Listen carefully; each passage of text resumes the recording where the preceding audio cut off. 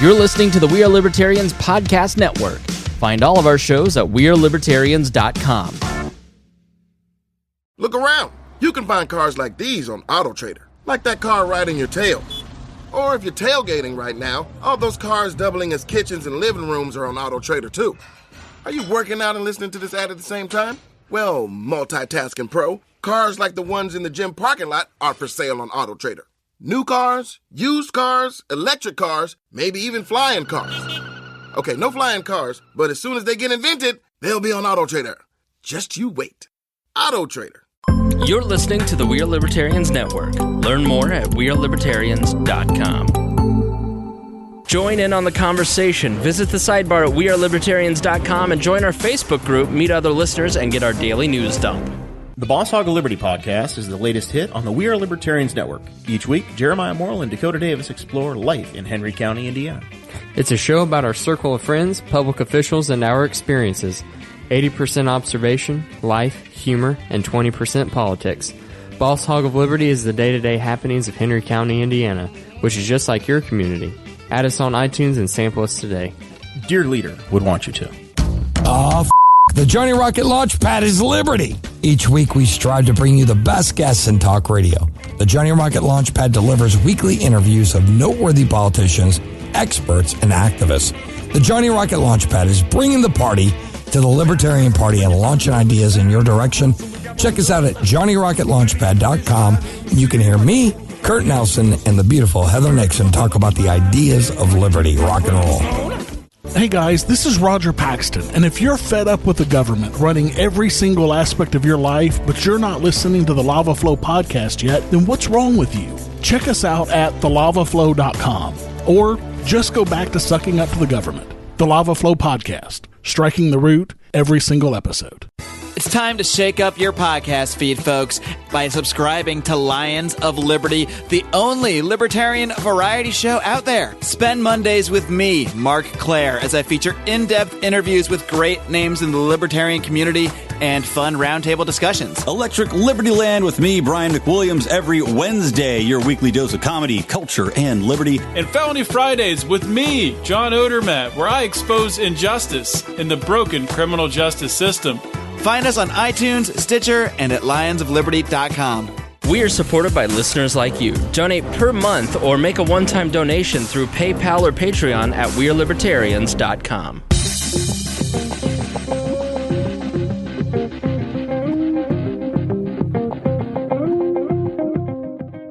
Welcome to We Are Libertarians. I'm your host, Chris Spangle. We bring you all of the irreverence modern politics deserves while putting people before political parties.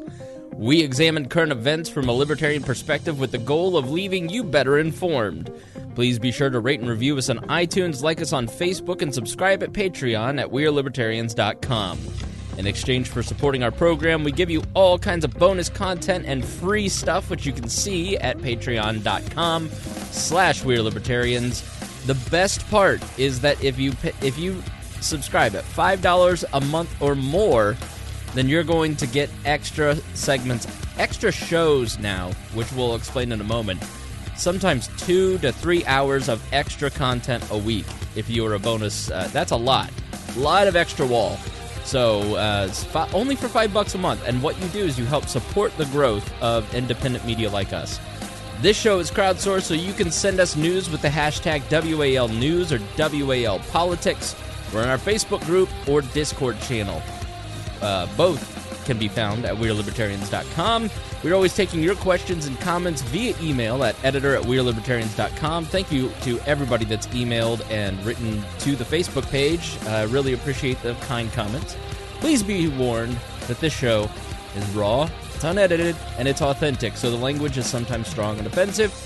As I said at the top, I am Chris Spangle, your host. Joining me is my co-host, Harry Price. Harry, how are you? Going good. Wish I had a lot of coffee, but, I'm going okay. You seem like you've had a lot of coffee.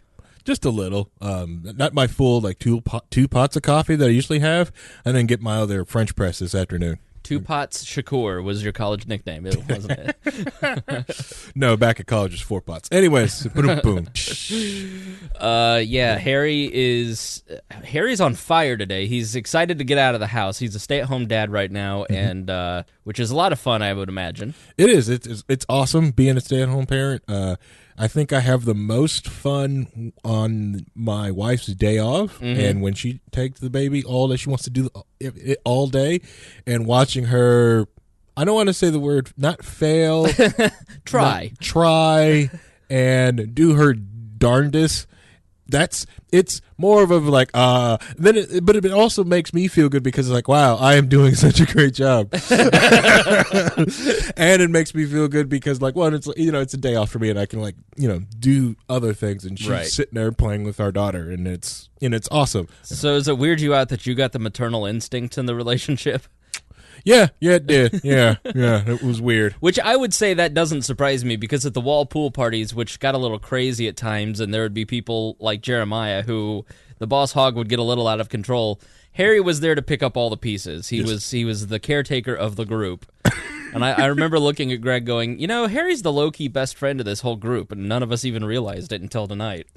I like to play support class, right? Just when MMOs or like RPG. So it's like, oh, someone's in need, heal. I send a heal. I try to buff them, try to get them up. Enough of that Discord talk out of you, which I really love the Discord. The Discord's a lot of fun. Yes, it is. The Discord's great. We have a lot of cool conversations.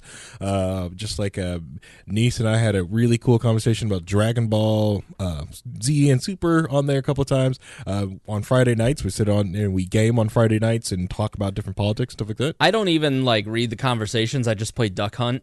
Oh, the Duck Hunt. I'm going to beat Moving.Target for first place. I sit there at work with Duck Hunt up. No, that's me, right?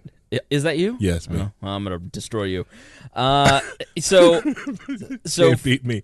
I can spawn ducks. So if you get close, I can just give myself ducks. That was the hand motion that you just did there. You're gonna just give myself some ducks. Yeah, apparently. Okay, so here's a little update. We are going to add on something for our Patreon subscribers. We are libertarians. We're always trying to expand and improve and do more. And the more that you gift us in Patreon subscriptions a month, the more we are going to offer. And Harry Price, the people have spoken. We have finally convinced Harry to do his own show. Yes. And Harry's going to start doing a Wednesday show on Twitch, a Twitch stream with the Discord chat. Yep. So you could get there. You're going to probably post it in the Facebook groups too. I'm posting in the Facebook groups. If I get confidence off, so send it up to me. I'm probably not going to send it to my page. Screw that. But definitely the Discord group. Definitely get it on the Facebook page. If you're on the Discord, every time I stream in Discord, it automatically alerts you. Mr. Mises automatically alerts you on there and it tells you for streaming. But yeah, people have reached out to me and almost all of my social networks about want me to continue doing the other show. So thank you for all those people that reached out to me and messaged me. I think the final straw that made me do it was a comment that I got on Instagram. That someone messaged my Instagram about it. I was like, oh, wow, people really did like this. And that's what made me really want to do it, because it's like, well, because in the back of your head when you're sitting out there talking to cameras, like, I was like, I don't know if anyone really does this. And I get such a good feedback on Tuesdays that makes me want to keep coming back every week. So doing that show and getting that feedback made me go like, I'll answer back. I'll do this. I'll do it. So every Wednesday evening, evening. It's gonna be that's gonna be evening. I haven't decided the time because I thought about doing 7 Eastern or 8 Eastern. Okay. I haven't decided yet. I'm thinking more about 8 o'clock, just so. More people are settled in. And more people settled in, and then people from like Texas or at home, or people in SoCal, or like they're at a point where they can listen to a podcast. So Harry's going to host the community chat. Yep. So he's we can call it Low-Key Wall. I don't know if you've come up with a name for it yet. I haven't came up with a name with it yet, but a working title is Low-Key Wall. That is probably end up going to stick if I can't think of something. But other people can log in and chat with you, right? Correct. Yeah, you can log into Twitch, chat with me in real time while we discuss various topics. I as long as everyone stays okay, I will allow certain people from the Discord, if you're high enough level, into my chat to talk with me on air while I'm on Twitch, as long as you're high enough chat level on the Discord. Okay. So Harry's community chat every Wednesday night, and Harry and I were talking today, like, we have so many, the goal of this show was to be an hour, and we've been way exceeding that because there's so much to talk about, and there's so much Harry wants to talk about, and so we feel like adding another day is going to be good, but we didn't want to do another wall episode. I certainly cannot add another hour or 3 to my plate. And so Harry is going to do a Wednesday show, and you can watch live. I don't know what's up with my mic. Oh, you're cutting out. Yeah. The other person you should also thank is my wife too.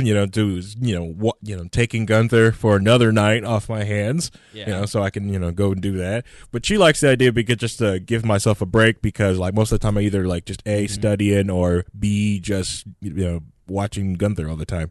So. Right. Yeah, so hopefully my mic issues don't continue here. But anyways, so Harry will be leading the chat Wednesdays. You can watch it on Twitch. You can participate if you're anybody can participate, but priority goes to our Discord folks. And then I think it's the actual mic here. Uh-oh. You're down. You're down. Mic down. Hand me that mic down there, please. Yeah, it's definitely the mic. So anyways, and then the only place that you can hear the audio is on the Patreon RSS feed for those who subscribe at $5 a month or more on the Patreon channel, which you can find at We're Libertarian. So that'll be a lot of fun, and you can jump in on that. So what are you going to be talking about tomorrow, Harry? Tomorrow, well, what would happen after I also announced this and talked to Chris on the Discord server when we were discussing this, he immediately took a lot of my content that I wanted for tonight and kicked it immediately over to that Discord. It's like, oh, you're getting your show. You can talk about what you want tomorrow. Immediately took all my screeching and like made my own trailer card for me. It was awesome. It just kind of appeared out of the ether. But I think on Wednesday I am going to bring up, because from the last show we had a wall listener in Discord, fanatic Paul. He's also a mod on there. He brought up some of the Ross Ulbricht stuff. Right. I'm going to bring up more of that stuff to try to get more back into more into Ross Ulbricht, more on an update what has happened, and to get more attention to it.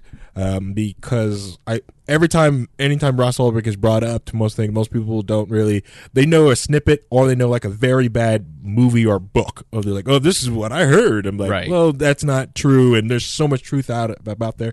I care about Ross Ulbricht because just about anyone in tech, if you're under the age of 40, this could have been you. Any of you guys could have had this idea if given the right circumstances and decided to start the same thing and end up being Ross. He didn't start the site to become a drug kingpin. It was just an idea to see what he could do, and it just kind of started to grow off of that. Yeah, so, it's enough screeching. You can do that tomorrow night. Other thing I want to do is, because Brian Holden and I have been going back and forth on the Discord server about the whole Intel CPU thing with the whole meltdown thing, right? Which is, I'm congruously fascinated in it. I got some tinfoil hat, like, conspiracy theories. Basically, long story short, every Intel chip ever created in any device is now suspect? It's not suspect, but susceptible to being hacked.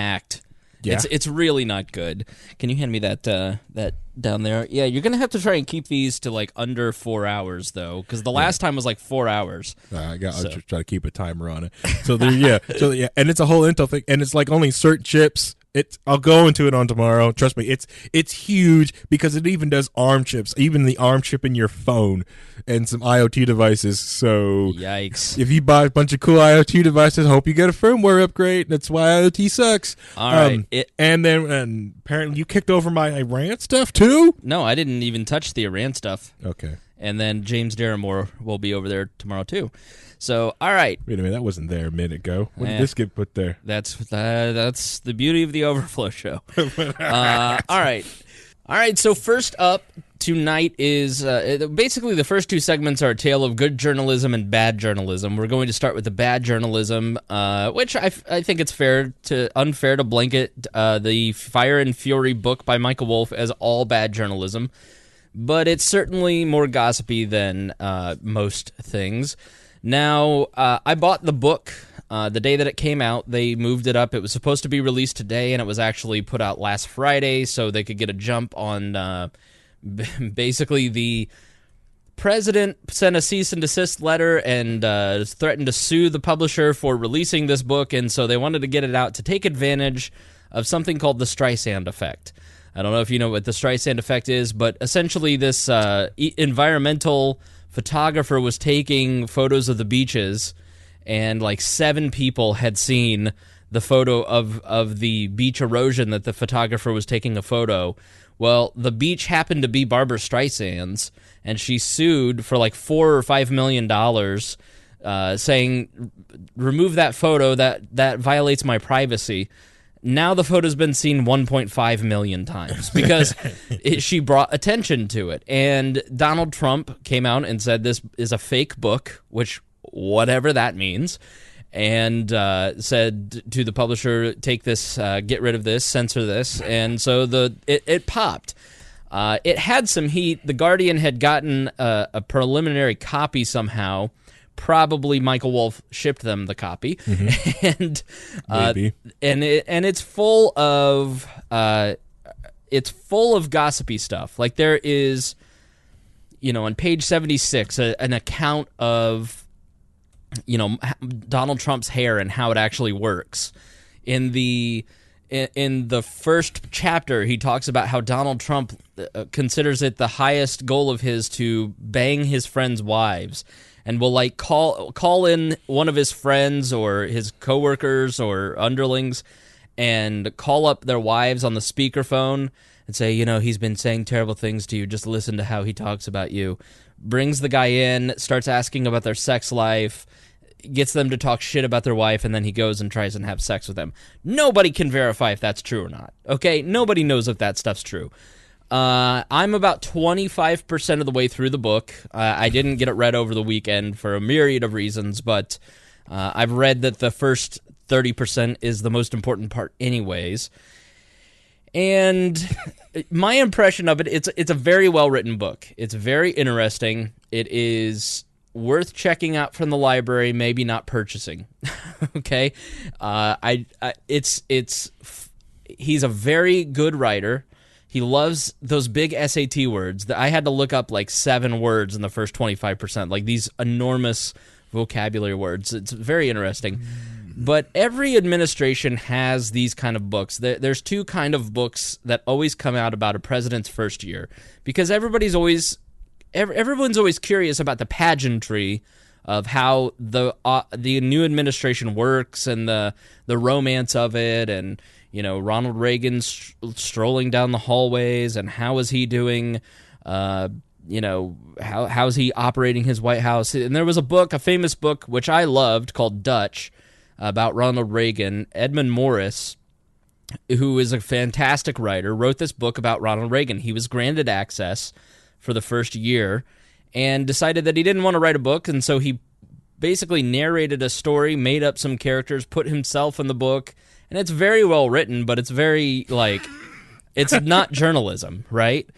Kitty Kelly and Bob Woodward wrote Bush administration books. You had, Bob Woodward's usually the one that writes the first of the year book. I'm not surprised he didn't get access to the Trump administration.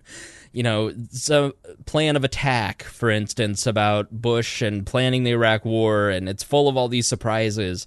Kitty Kelly wrote books about the Bushes and the Obama. It wasn't the Obamas, the Royals, where it's just like crazy gossip. Mm-hmm. You had Edward Klein writing books about the Obama administration, and it's just Michael Wolff has kind of carried on in those traditions. And what he has done is he's written a book where he is taking the atmosphere and describing the atmosphere and passing along to you stories that have been told to him. Okay, so anybody who wanted, he basically says in the introduction of this book that nobody was there to tell me that I wasn't allowed to be there. I literally sat on a couch and just hung out. I did 200 interviews, and I have tapes, and I took notes, and blah blah blah. But it shows the the looseness, I guess we can say, of the Trump administration, where they were so inexperienced that they didn't know to say to a reporter, go away. They just let him hang out. Yeah. And so he picked up a bunch of stories, and people, it wasn't an authorized thing. Like, you've had some of these books have been authorized. Like, what was the Jonathan Alter book? I think The Promise, and then there was, maybe it was The Natural or something.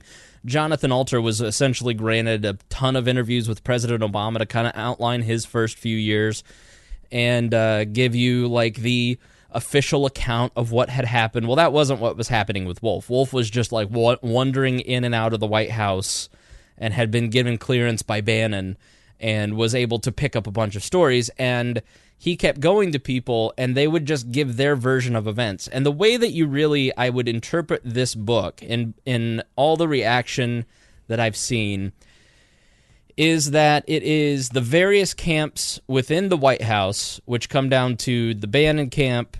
You have the First Family in Donald Jr. and Ivanka and Jared Kushner, and then you had the Reince Priebus, the Reince Priebus GOP crowd, Sean Spicer. And those three camps in that first few months until John Kelly got there were warring with each other, and they were telling Michael Wolff and any press that would listen all these different gossipy things about what was happening within the administration. And if you followed The Hill or Politico or any of the Washington press or watched the Sunday shows, you've seen a lot of what is laid out in this book. Like, this book is not just a fabrication of things. This book is just an accounting of the stories that were being told around the White House at that time. Now, that doesn't make it journalism.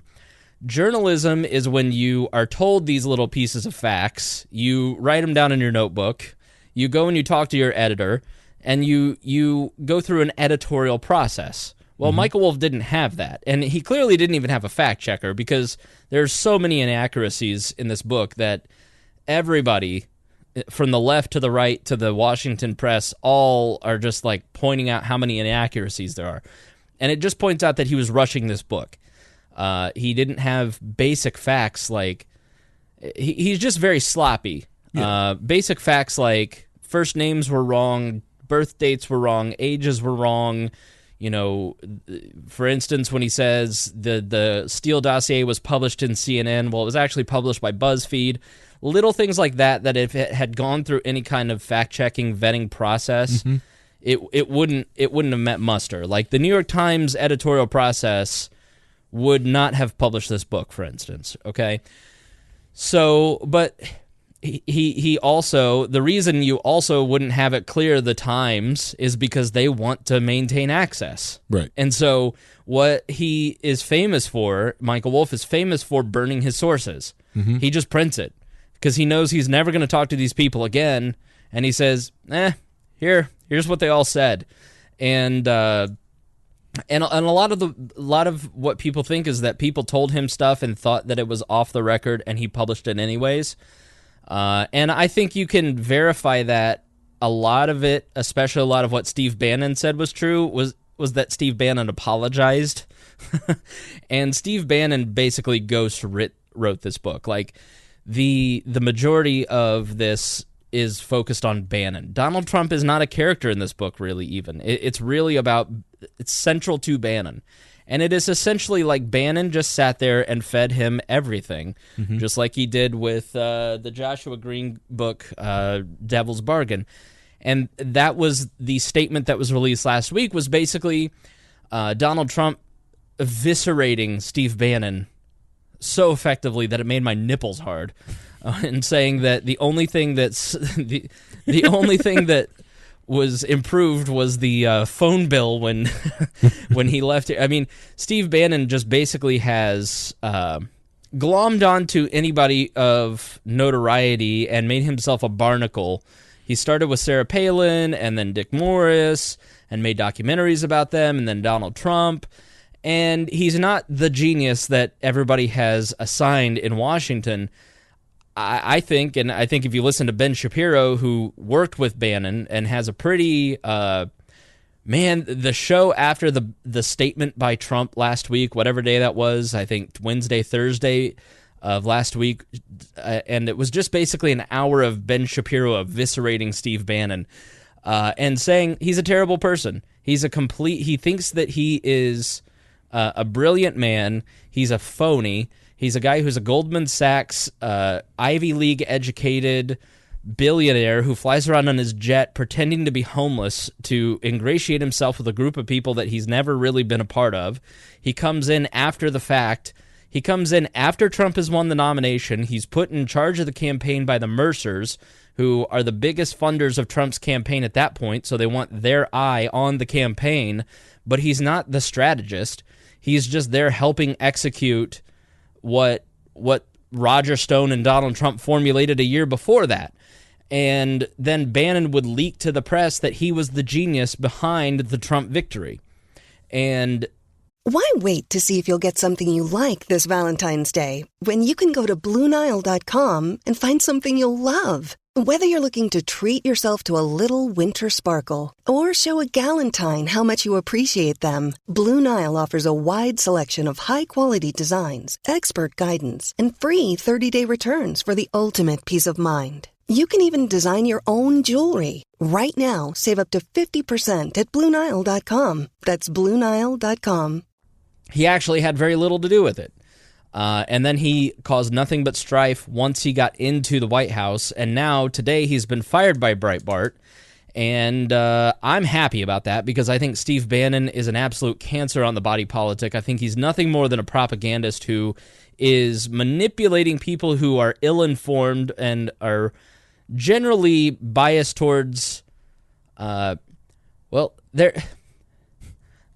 they only will read what the president tells them to read. Like, they're the useful idiots of the Trump movement, to be honest. And I think that he manipulates those people to believe certain things and helps continue this alternate reality that Donald Trump creates. Mm-hmm. And what you really are seeing right now in the reaction to this book is the people who live in that Donald Trump alternate reality view this book the way that Donald Trump views this book. The people who are in the Washington press view the way that the Washington press would view that book. The people on the left look at the book and say, well, here it is. This is the smoking gun to get him out of office, saying the exact same thing they've always said. So the book Fire and Fury is really just a chronicle of the last year of politics, and I apologize for spitting all over Harry. I just leaked everywhere. I apologize. Everywhere. So it was like I was smashing watermelons up here, like at a Gallagher concert. So this book really isn't a lot of it is just not new. A lot of it is stuff you already know, and if you read the book, you're just going to go, "Oh yeah, I forgot that happened." Mm-hmm. Oh yeah, that and happened. With a few behind-the-scenes insights that, if you were paying attention to the Washington press, you would have already kind of seen this stuff. It's like the stuff that you see on Twitter that kind of makes the rounds on the Washington Journalo, the journalos, kind of like the nerd juggalos. That stuff that floats around, like, Donald Trump can't read. So that whole book is just that stuff. It's a really great place to start. Like, if you're just coming into politics and you're kind of getting interested and you kind of want to catch up on where we're at in terms of the Trump administration, this is a good place to start to recap the first year. But you have to be careful because it needs to be read skeptically, because he didn't have an editorial process on this. It literally is just him writing what he heard. That's not journalism. Like, yes, writing a journal and then presenting it to the public, you could, I guess, say is journalism, but that's not really what modern journalism is about. Modern journalism is about trying to work a bunch of different sources to find the most accurate picture of what's going on in those times. And so it's just more like a blog in written form. Basically, but really well written. And you can get a taste of it. I'll put two, Vanity Fair, I think it was, and The Hollywood Reporter both had excerpts of the book. And I will put that into the show notes so you can get the link to that. I'm also sending the show notes and the episodes out to our email list, so sign up on our email list at wearelibertarians.com or walpolitics.com. walpolitics.com is the official home for We Are Libertarian show notes, so you can find all the output and all the byproduct of Wall Show Prep at walpolitics.com and on our Facebook and Twitter there. So I really... I just didn't find anything in this to be groundbreaking, and some of it was not believable, right? So it's an entertaining read, but it is not an accurate depiction, nor do I think it was ever intended to be. I don't think the author ever intended it to be that. And it just makes us, those of us who are rational and who live in the middle, feel crazy because we're stuck, again, in the middle. People who haven't read the book are sitting there screaming opinions about the book, and you just go, well, okay, what's the truth? Well, this is what the truth is. I mean, it's just, it is what reality are you living in, is how you're going to perceive the book. So if you're somebody like me, and here's my take on Trump, I think the Trump administration is pursuing a few policies that are very libertarian that I like. I think there are a few policies, especially in terms of foreign policy, that are not libertarian and that I do not like. The man, Donald Trump, I think is grotesque, unbecoming, and unprepared to be the president of the United States. I find him hilarious, but I also find him to be a giant baby. And it's funny to see everybody start to have the conversation. I tweeted out 2 or 3 months ago, it's hilarious to watch everyone pretend that there isn't a giant baby in the White House, because when it's like if you watch the Sunday shows and you watch the Washington press briefings, the White House press briefings, it's like Kim Jong-un. Like, we all can see Donald Trump with our eyes, and we all know the reality of who and what Donald Trump is. And then these people come out and say things that, like, just are the opposite of what we all see.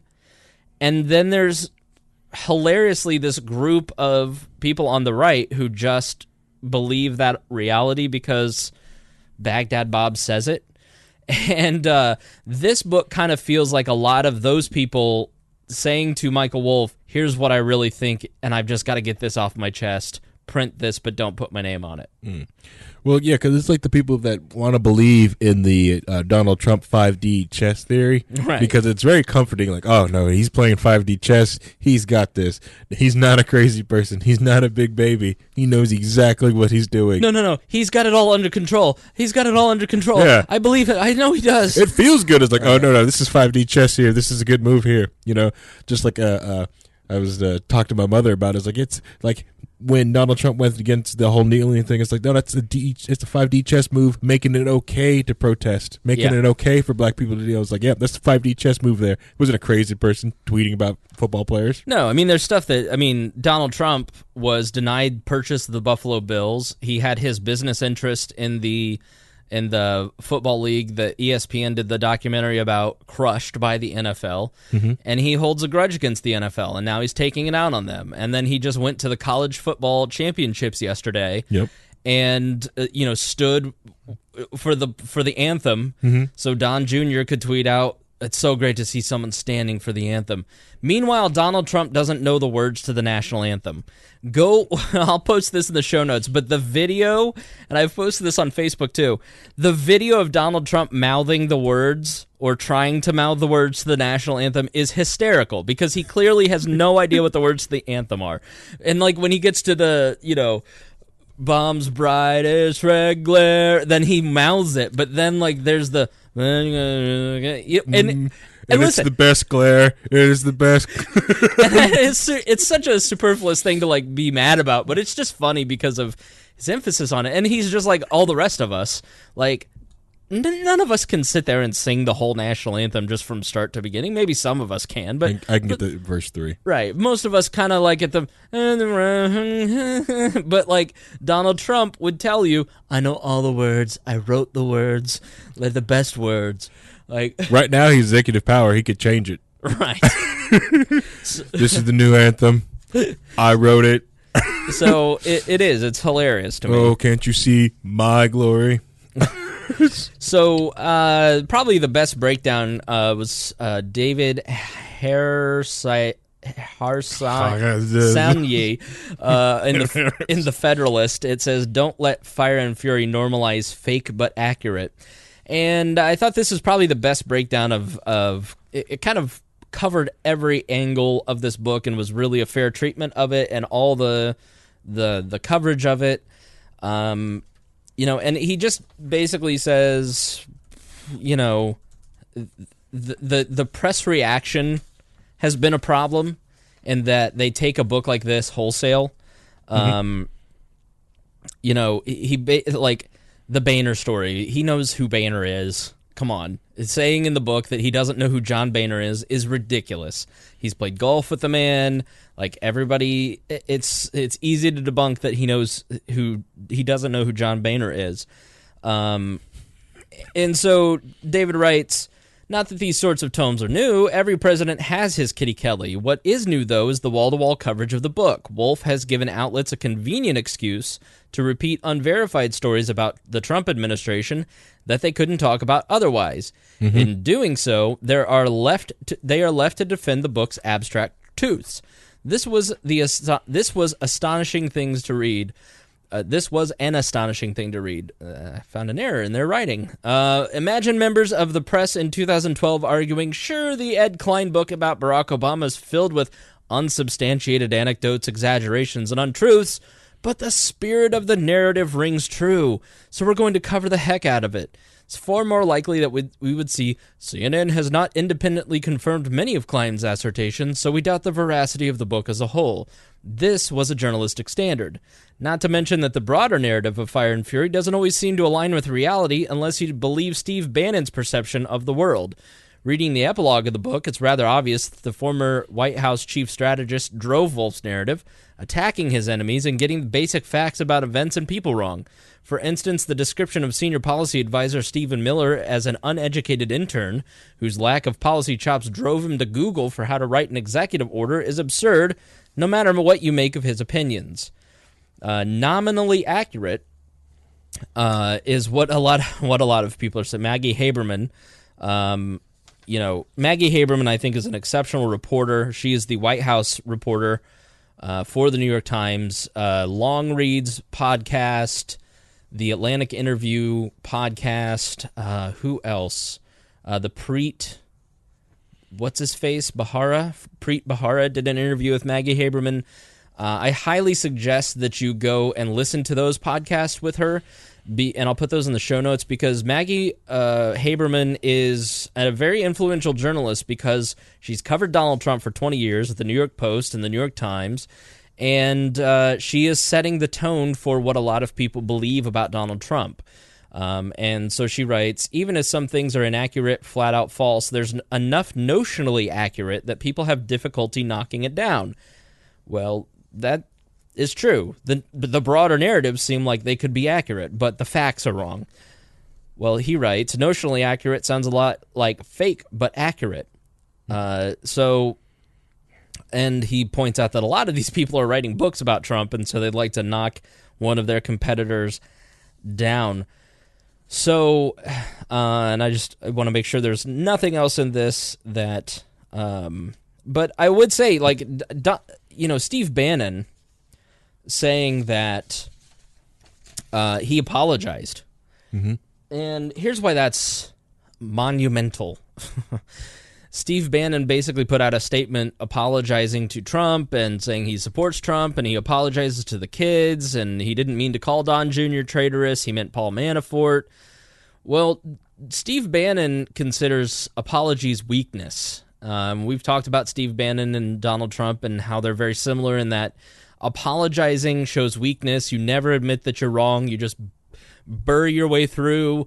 If you're accused of molesting 14-year-old girls, you just throw it back and say it's fake news and they're concocting it. Mm-hmm. Well, what about these handwritten signatures from two of the witnesses?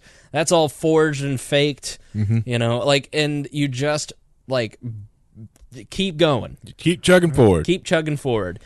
Take photos at a Girl Scout camp while you're at you. Steve Bannon is the person who is like spearheading the fake news charge against the mainstream media. And he came out and said that, I'm sorry I said this stuff. Wouldn't it be easy enough to say, this is fake news? This guy made this all up. Well, he knows he can't because what he said is on tape. Those 200 hours of tape, probably 199 hours of it is Steve Bannon. Right. You know, and so I think there's a lot of this stuff is probably pretty accurate, but so it's notionally true. So plausible. The one cool thing was the when he was on MSNBC and he was talking about in the book. Well, in the book, there's a lot of talk about people using the 25th Amendment to take away powers from Trump. Now that was an interesting topic there, though. Yeah, so scary though. Michael Wolff basically said that 100% of the people all believe he's nuts, and that they discuss as a staff the 25th Amendment often. And Axios writes, Axios is a great website. It's really quick information.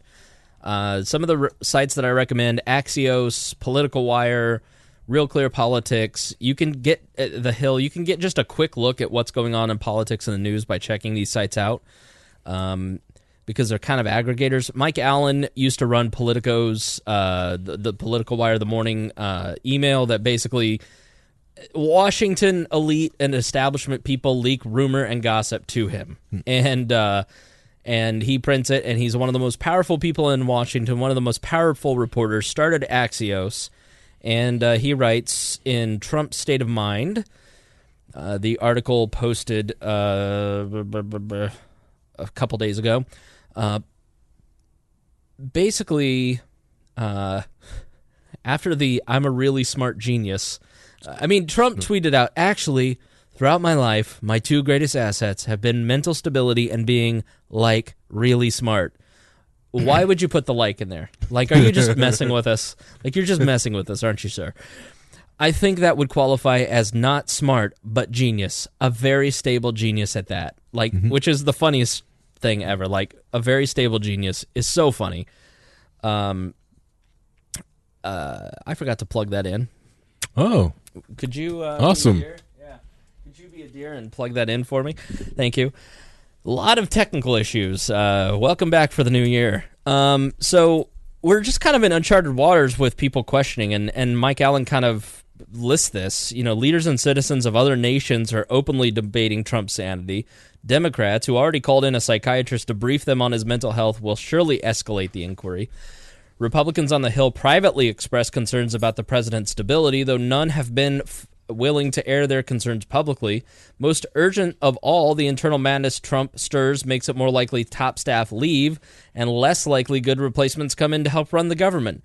This, more than anything, worries the inner circle. The media, at first delicately, and now less so, is increasingly exploring the president's neurology. As I type this, the banner on CNN is mental health issue. Is it wrong to question Trump's mental fitness? So, right. The mental stability topics they talk about are more around narcissism, impulse control, and lack of empathy. All traits well known to voters before the election and presidents. Right. He has very few close and authentic relationships with people outside of Ivanka and Hope Hicks, who sources say he views as another daughter. What some officials say troubles them is, at best, they seem to have no improvement in office.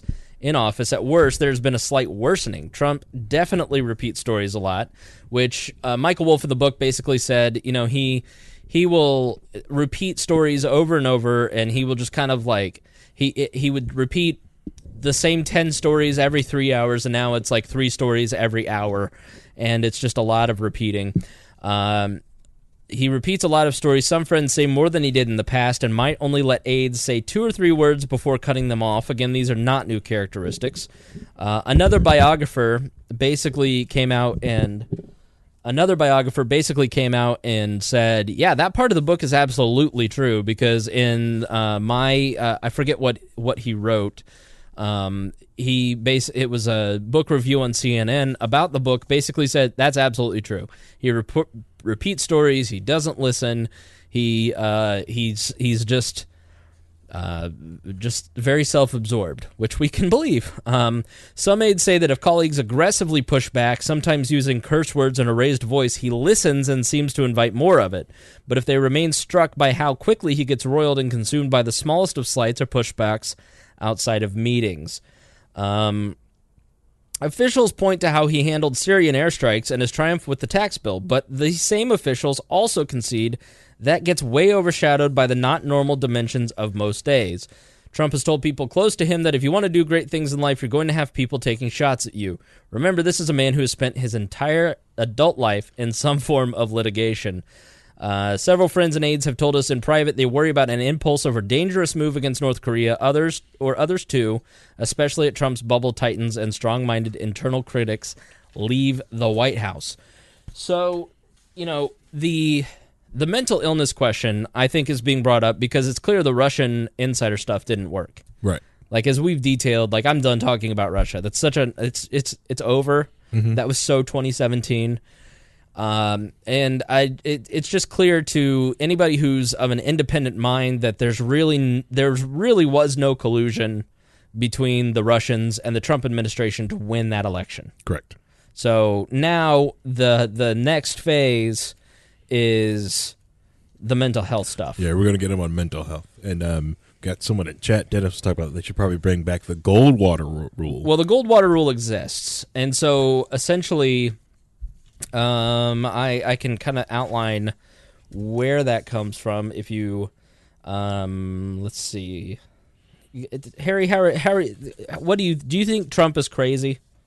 I have not a psychiatrist, but I think I don't think he's crazy, but I think anyone that can believe that they should be president or be in charge of that many people or be the mouthpiece of that many people have some form of narcissism or some form of a gigantic ego on them. Right. Whether that's a bad thing or hampering to his, situation, I don't know. Would it get to him that he's used to being a public figure, but probably not controlled in the same manner that he is. Right. That if he wanted to go get a pizza, he would just go get a pizza. He can't really do that right now. He's got to be careful. His movements are planned. And I think that can get to a person, especially someone like Trump, who's just like, no, I'm just going to go do this. I do what I want. You know who I am. I can go anywhere in the world. So the simple fact that, being that, that rat bubble of being president, it does probably get to him because stuck at one spot, then go do this, then, you got all these meetings and it gets him. But being crazy? No. Being just a baby boomer who repeats stories over there? Yeah, like majority baby boomers who just repeat stories over and over again. Most Gen Xers and millennials know what I'm talking about, that they have had their baby boomer boss tell them the exact same story and when they came in for that morning meeting and when they left that afternoon. They got the exact same story from that stinking baby boomer boss. Right. So is your boss crazy? No, he's just a freaking boomer. It's what they freaking do. Yeah, and that's sort of where I come down. Like, I don't think Donald Trump is an insane person. Like, I don't think that he's crazy. I think that he has declining faculties. I think he's a 70-year-old man, 71, who doesn't exercise, who eats a massive amount of fast food, two pints of ice cream a day. Like, here's somebody that has done that, who has done that for 40 years. Mm-hmm. And, the Wolff book talks about how he eats cheeseburgers in bed before he goes to bed and, like, eats KFC because he's afraid that the White House chefs are going to poison him. He has a lifelong, like, fear of being poisoned, and that like, he doesn't. One of the gossipy things was that, like, he refuses to let the White House staff clean his room. Like, he will take his sheets off the bed and give them to clean, or he will, like, yell at them if they pick the clothes up off the floor. Like, he's just very particular. Like, remember when the Dossier came? It's like, I'm also kind of a germaphobe. So, but here's a man who doesn't take care of himself and who is, working himself endlessly. So if I have said on this show multiple times over the last few months, something's up with Donald Trump because there's been a clear cognitive decline. And I'm not saying that because I dislike the man, because I don't want the man to have cognitive decline. Like, he was elected by the American people. I want him to take care of himself and be healthy. I definitely don't want Mike Pence to be president. Oh, yeah. You know, like I've been in Indiana when Governor Pence was Governor Pence, and he was the worst governor in modern history. And I would prefer Trump over Pence, I think. But all he had to do after Mitch Daniels was just sit there in a chair and smile. And he didn't do that. He ruined it. He wrecked everything. So Trump is somebody who just doesn't take care of himself. Like, I am fat, and I am at the gym all the time, and I shouldn't have had Chick-fil-A for lunch. But, like, and I'm going to the gym, and I can barely walk today because yesterday was leg day, because I know the consequences of eating a fast food diet every day, 3 meals a day for 70 years and not exercising. Like, I know what kind of, mental decline you can have, what kind of health decline you can have, and so he doesn't take care of himself. And I think when you start to see him slurring his words during the move of the embassy to Jerusalem, yeah, I know how. Is that Chick-fil-A, man? How ironic is that? You got that Chick-fil-A in you. So, and then the holding the water with two hands is odd, and the just kind of wandering around the stage a lot, and the decrease, which we'll kind of detail some of that with some of these articles. Like, I've had some concerns, and I've mentioned it a couple times on the show, that I'm worried about him. I think that there's an issue with him, and I'm not doing that out of any kind of, like, political malice, because, frankly, like, I don't care if Donald Trump like, I'm a libertarian. Like, for me, Donald Trump has been better than Hillary Clinton in some ways, and I think Donald Trump would be better than Mike Pence. So, like, I don't want anything to happen to the guy. And just on a human level, you don't want to see, like, I mean, human, because that is somebody's dad. Yeah, this is dad. I watched my two great grandparents slip away into Alzheimer's. I've got my grandmother right now who is in the mid stages of Alzheimer's, and to the point where you go and she doesn't know who you are, and has some vague, deep set memories, but for the most part, will tell you the same stories over and over and over. And so I know the signs of dementia, and I know the signs of Alzheimer's. And, when you really, like, in these two articles I'm about to present, like, if some of this stuff is true, that's concerning. Yeah. And a lot of it mimics the decline of Ronald Reagan.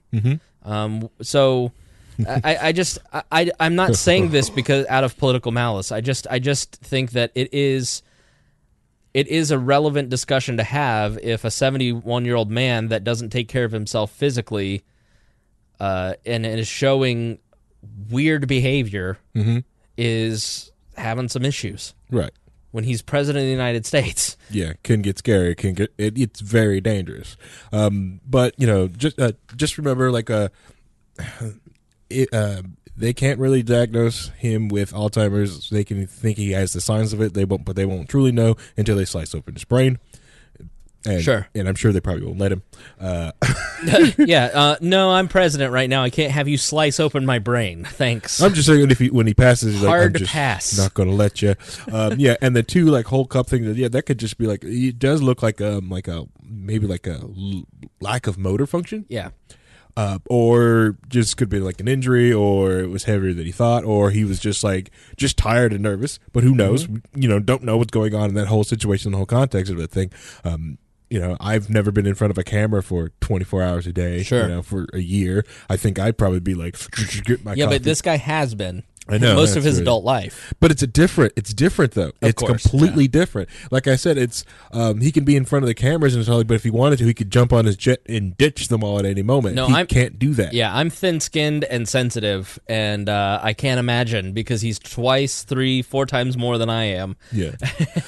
I'm I couldn't do it either, because like I'm so thick-skinned, but I can also write people off very quickly. So that's why I know I couldn't be president. There's so many people out there in the street starving because, like, you know what? I'm going to be president, but I'm not going to do anything for 4 years. I'm just going to sit in Camp David playing video games and just inviting YouTubers over to game with the entire 4 years. Or golf every day. So no, I demand to be in the NFL, and I want to be quarterback of losing teams with losing records. I demand to be quarterback. What are you going to do, lose?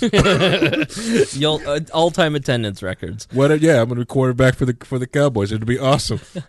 So Jacob Sullum in Reason on January 8th, and I'll put this in the show notes, wrote an article titled, "Is Trump a very stable genius or a dangerous lunatic?" And I thought this was a very fair, well-written article. It's not as hyperbolic as it seems. There's a Yale forensic psychiatrist named Bandy Lee. She wrote a book along with 27 other psychologists talking about his mental health. She says, "The level of concern by the public is now enormous. They're telling us to speak more loudly and clearly and not to stop until something is done because they are terrified." Now, here's the thing about Bandy, and I've read some of the stuff that she's said in other articles, and she really cherry picks a lot of things and kind of blows them out of proportion to fit her narrative. And so I don't find her to be all that credible. She seems to be somebody who has a political agenda and is using her credentials to diminish the view of the president of the United States for political gain, which is not something you're supposed to do, according to the Goldwater rule, which I'll explain in a moment. But she wrote a book called The Dangerous Case of Donald Trump, 27 Psychiatrists and Mental Health Experts Assess President. I think, and so he basically goes on to write, "I think Lee and Trump are both drawing hasty conclusions based on biased samples, and Lee's belief that she has any special authority to judge the president's competence is at least as delusional as Trump's belief that his success as a developer, reality TV star, and a politician puts his IQ score above 140. Lee is rebelling against the American Psychiatric Association's ruling barring members from diagnosing at a distance public figures whom they have not personally examined. The injunction, which can be found in Section 7 of the APA's Principles of Medical Ethics, is known as the Goldwater Rule because it was largely a response to psychiatric critiques of the 1964 presidential nominee, in particular an article in Fact magazine that quoted APA members who described Goldwater as, among other things, a dangerous lunatic, a repressed homosexual, a self-hating Jew, a paranoid schizophrenic, and a mass murderer at heart, just like Hitler, Castro, Stalin, and other known schizophrenic leaders." All right, well, that seems a little extreme. The APA has rejected such wild speculation as unprofessional and unethical, a pseudoscientific cover for political disagreements. Yet psychiatry itself is based on equating things people say and do with diseases, providing a medical veneer to value judgments. And the profession's diagnoses are inherently subjective and cannot be verified by biological tests, which is exactly the truth. Like, what I go in, I see a therapist, what I go in and tell my therapist is all the information that she has. So it's like Michael Wolff, when he gets all of his information from Steve Bannon, that becomes his reality for a book. And if my therapist were writing a book about my life, then she's going to have one side of the story.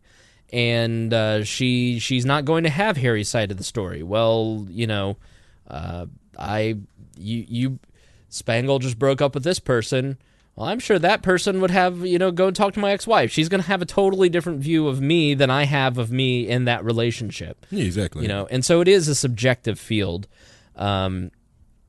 They basically declared him a paranoid schizophrenic, which is not true of Barry Goldwater. He was just quirky, and he was on the political edge in a time when you had the Great Society passed. He was the Ron Paul before there was Ron Paul versus Barack Obama, when Barack Obama ideology was more popular in a war society than than even Barack Obama was in his time. So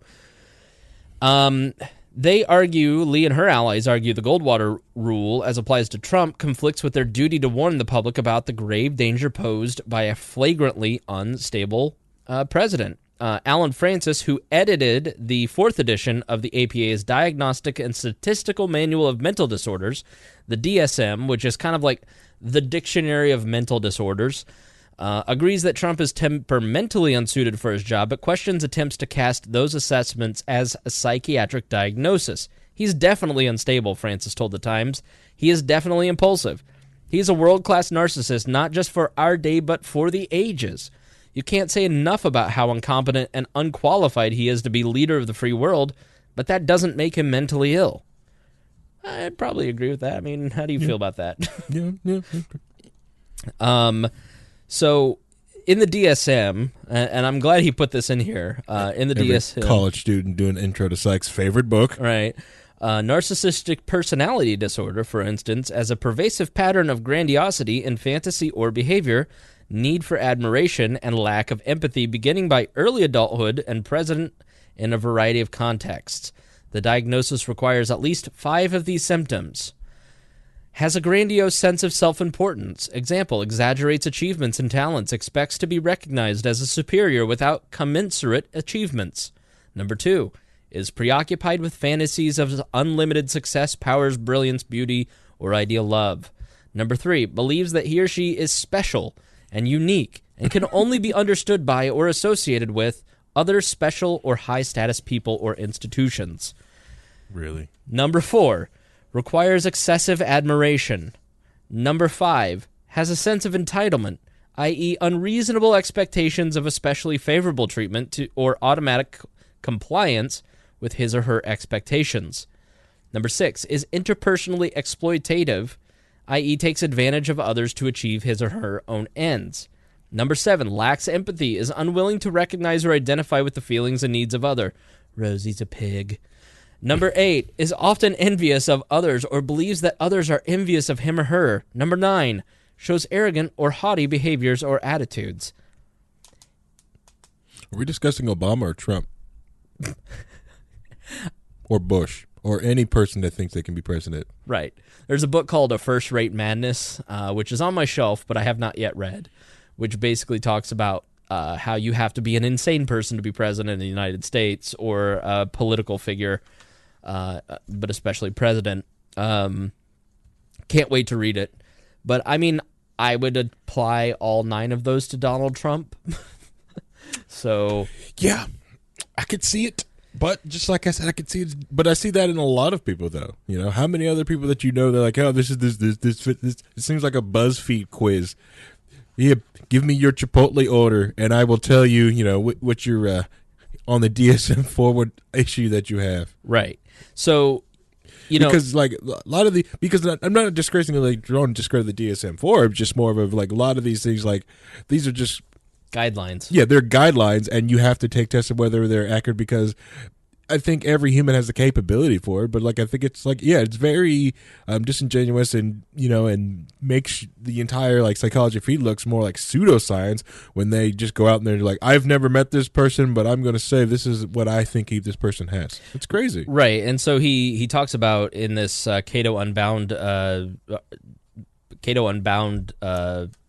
thing where they're basically talking, this Francis guy's talking about narcissistic personality disorder, which is little more than a list of unappealing characteristics that often go together, and a serious mental illness like schizophrenia, which may actually be several different things and may or may not involve identifiable neurological defect, but in Francis' view entails a lack of self-control that can justify coercive intervention.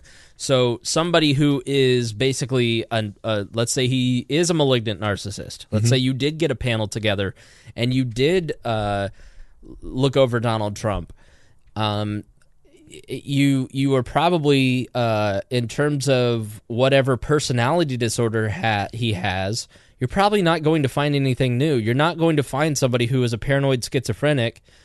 And, if you've I've dealt with a couple people in my life that have been schizophrenics, and anybody who has a schizophrenic family member can tell you intervention is needed. Like they're dangerous to others or to themselves a lot of times without proper treatment and medication. Well, Donald Trump is not a mentally ill person in the vein of a schizophrenic. He is somebody who is a functioning member of society that has amassed wealth and has managed to get himself elected president. Which on the first try. On the first try, which if you read the Michael Wolff book, the opening part and one of the pieces that the Hollywood Reporter piece, basically talking about how none of them expected to win, and then they were all like, oh shit. But so what do we do now? Right.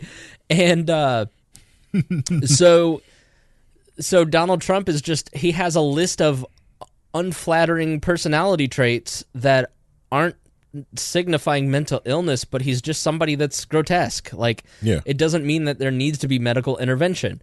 And these are things that we all knew about Donald Trump. And almost half the country said, okay, he can be president. We'd still prefer him over Hillary Clinton. Right. That's the other thing, too. Yeah. How bad was Hillary? You know? Right. You know, that shows you how worse that you lost to someone who's possibly, you know, paranoid, schizophrenic, you know, who's, you know.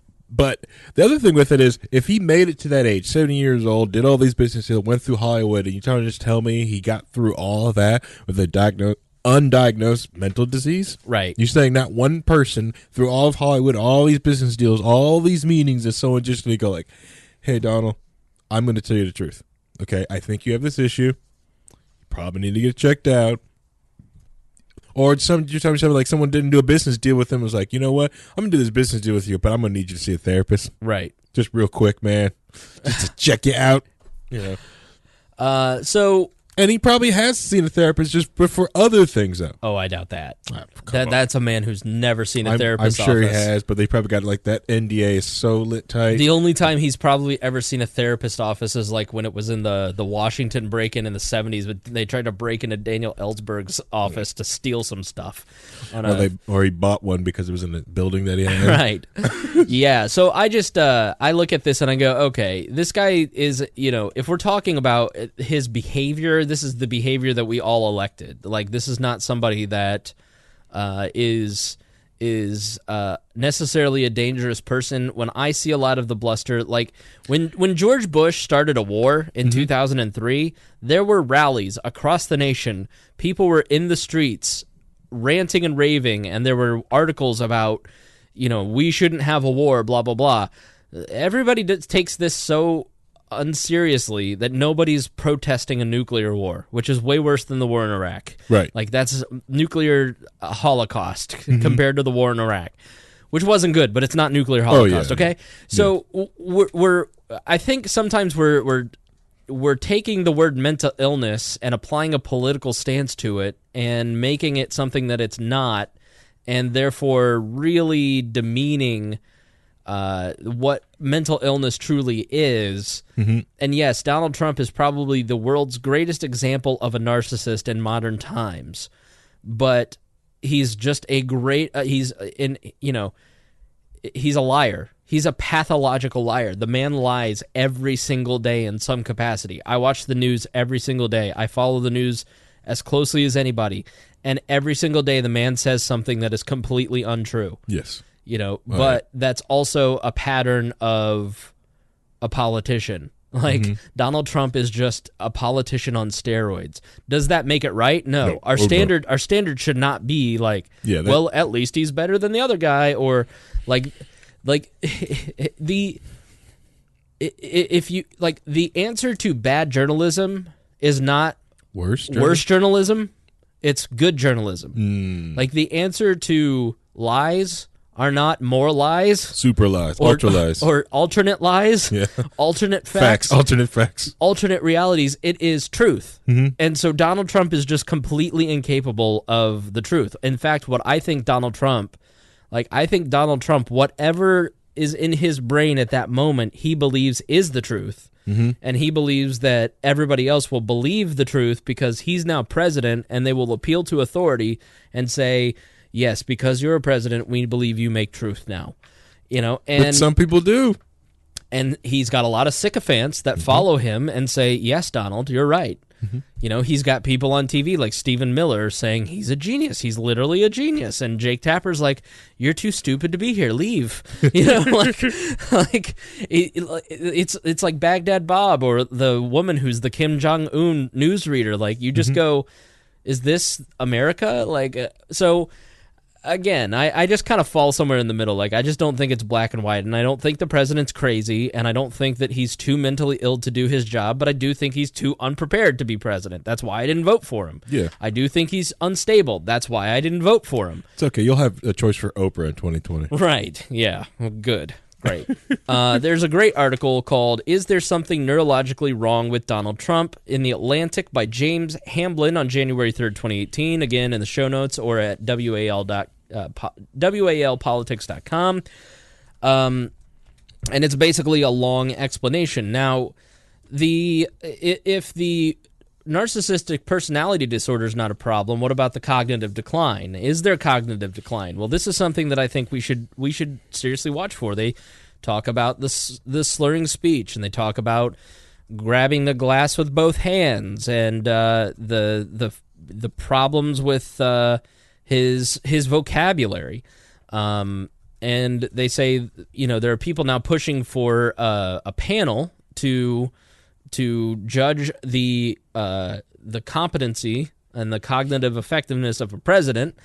And they point out that today, even the country's missilers, whose job it is to sit in bunkers and await a signal from the President of the United States, are tested 3 times per month on their ability to execute protocols. They're required to score at least 90%. Testing is not required for their commander-in-chief. That would execute the sort of high-level decision that would set the process in motion. And they point out that the average age of the people running for president are older. Last it was 69, 70, and 75. By the time of the 2021 inauguration, a President Joe Biden would be 78. And they point out that after 40, the brain decreases in volume by about 5%. The most noticeable loss is in the frontal lobes. These control motor functioning of the sort that would direct a hand to a cup and a cup to the mouth in one fluid motion, in most cases without even looking at the cup. These lobes also control much more important processes, from language to judgment to impulsivity. Everyone experiences at least some degree of cognitive and motor decline over time, and some 8.8% of Americans over 65 now have dementia.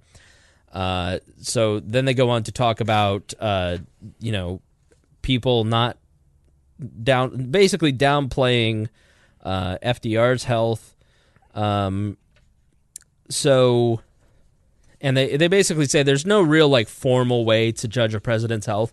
The president will go on Friday to the naval base to have his health inspected, and they don't have to tell us what they find. Yeah, it can be whatever, but they can hide it. And then they talk about basically the FDR hiding of his stuff, his polio, and.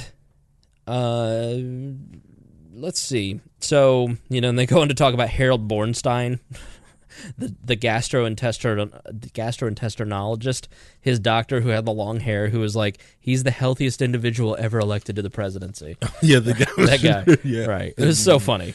It's the best. I was like, are you reading his script? Right. And this is something that I've talked about in the past. Indeed, a key indicator of neurological status, Trump's distinctive diction has not gone without scrutiny. Trump was once a more articulate person who sometimes told stories that had beginnings, middle, and ends, whereas now he leaps from thought to thought and has come to rely on a small stable of adjectives, often involving superlatives, and a probably high proportion of what he describes as either the greatest or the worst he's ever seen, absolutely terrible or the best, tiny or huge. The frontal lobes also control speech, and they basically find they go and poll. This woman at Stat, which is a site that I've never heard of, Sharon Begley, did an analysis of Trump's speeches and interviews in the 80s and 90s to now, and it's pretty clear, well, what we need is competence. We don't have that. We have a one-line artist. That's all he is. And he has, and then they compare that today, and it's my wall, my beautiful wall. I love my wall. It's huge, big wall. And could be huge. Right. And she says that he exhibits a clear reduction in linguistic sophistication over time with simpler word choices and sentence structures. This is evident even at his resort in Florida, where he goes on to talk about tax cut will be huge. So though it is not possible to diagnose a person with dementia based on speech patterns alone, these are the sorts of changes that appear in the early stages of Alzheimer's. Trump has likened himself to Ronald Reagan, and the changes in Trump's speech evoke those seen in the late president. Reagan announced Alzheimer's in 94, but there was evidence of linguistic change over the course of his presidency that experts have argued was indicative of early decline. His grammar worsened and his sentences were often more incomplete. He came to rely on more on vague and simple words, indefinite nouns, and low imaginability words like have, go, and get. After the diagnosis, Jimmy Carter said that there should be some sort of testing and wrote an article in 1994 in the Journal of American Medical Association saying the great weakness of the 25th Amendment and its provision for determining disability is in the event that the president is unable or unwilling to certify to impairment or disability. And the 1967 amendment, which was shepherded through by Birch Bayh of Indiana, was in the wake of a hole in the Constitution that Birch Bayh noticed when Kennedy was assassinated and Johnson was to take over. And he said, well, what if Kennedy had been in a coma? We need some clarity in the Constitution. Ooh, yeah. Yeah, and so that's why the 25th Amendment, that's when it was passed. This may not happen with a person who has come to be known for denying any hint of weakness or inability, nor would it happen if a president had a psychiatric disorder that impaired judgment, especially if it was one defined by grandiosity, obsession with status, and intense aversion to being perceived as weak.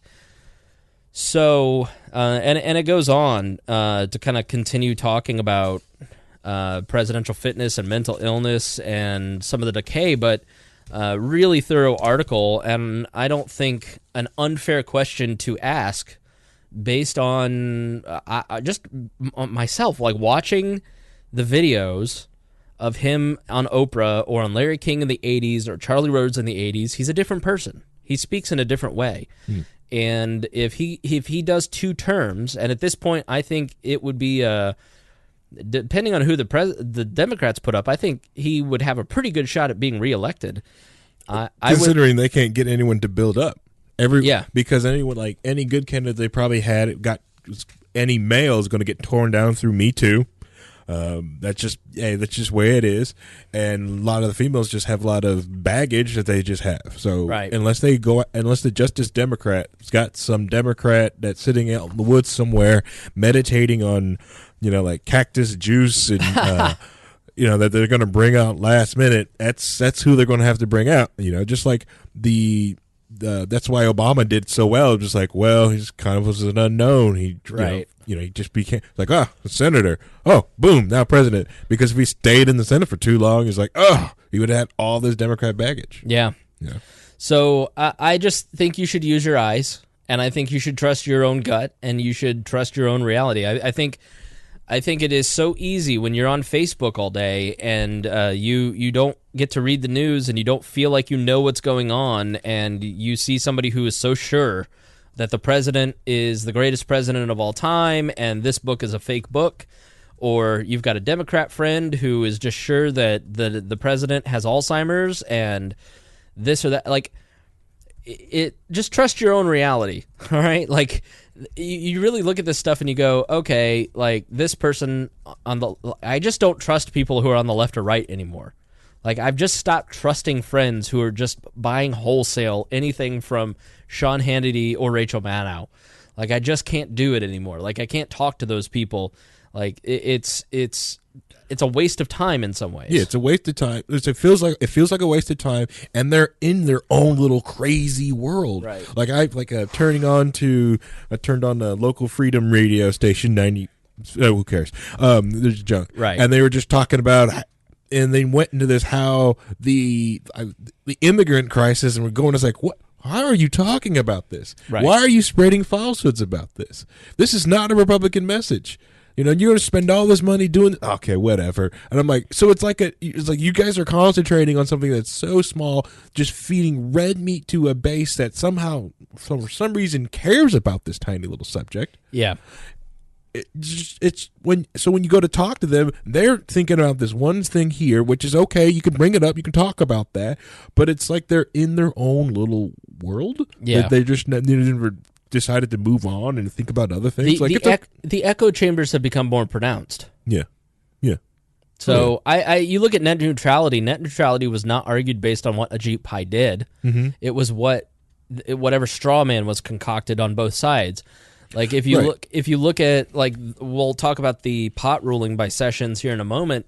Like, libertarians are not arguing about what actually was done. They're just basically like, Jeff Sessions is an idiot and pot rules. Like, well, that's not actually, like, I don't know. I'm just the type of person who wants to know what's actually going on. Yeah, Call me crazy. I love making fun of people for no reason, but like, that's the thing with the whole Jeff Sessions, like, make the, like, just like some of those GOP members was like, no, he's wrong on these terms. It's like, I'm not good with the pot, but these states did do this and went at it. The other thing with the whole Jeff Sessions thing is that all these Democrats are like, look at what the Republicans did. Well, Obama may have said not to send the DEA agents after those marijuana dispensaries, but they did it anyways. They raided a whole bunch of places in Colorado, Washington, and California. So before anyone thought like Obama was going to be soft on weed, he wasn't. The DEA agents still kicked down doors, stole money, stole weed. All right, so let's talk about the Sessions ruling. Jeff Sessions released a memo this week that basically rescinded a former ruling by a deputy attorney general named Cole, I believe it was. We'll find out, but his name doesn't matter. What essentially happened when all these states like Colorado started passing legislation in their states that basically violated federal law. The Obama administration was under pressure to release rulings for their attorney generals in these various states. And so the deputy attorney general told the federal attorneys, like, focus on your priorities. Okay, if somebody is running one of these businesses where they're shipping pot into states that don't have these rules, bust them. If they're trying to sell pot to kids and market to kids, bust them. If they're trying to, if they're involved in international gang violence or drug smuggling, bust them. Use your priorities that we've outlined in the past and focus on violent crime and violent criminals. And then if we get to pot, get to it, but only in the extreme cases. Because here's what most of the people who are on the extremes of this argument aren't telling you. Less than 1% of marijuana busts usually are at the federal prosecutorial level. It's a very low priority because the DEA and the federal government and the Justice Department don't have the money to go after pot criminal offenses. They're going after gangs, they're going after major drug smugglers, they're going after, terrorists. They're not focused on pot farmers. And so it's never really been a priority in the first place. And all they did was basically say in 2013 and through several other rulings, focus on here. If they do these things, then yes, pursue them. But focus on the priorities that we've outlined. What Jeff Sessions did was say all of that isn't even necessary to say, so we're just getting rid of these guidelines. Now, yes, Jeff Sessions hates pot, and Jeff Sessions does want to take as many of the handcuffs off as possible. So it is a veiled message to federal prosecutors that you are allowed to pursue pot cases. Are they going to? No. Because when every one of both the federal prosecutor over Colorado and over Southern California, they both said, this just isn't a priority for us. We don't have the resources to pursue those cases, even if we wanted to, so it's just not going to be a big deal. And so it's become a states' rights issue. So because it is a states' rights. It is a states' rights issue. Right. A lot of the things that the federal government decides to do, they shouldn't be doing, and the state should take it back. Right. So, great article from Will Bod from the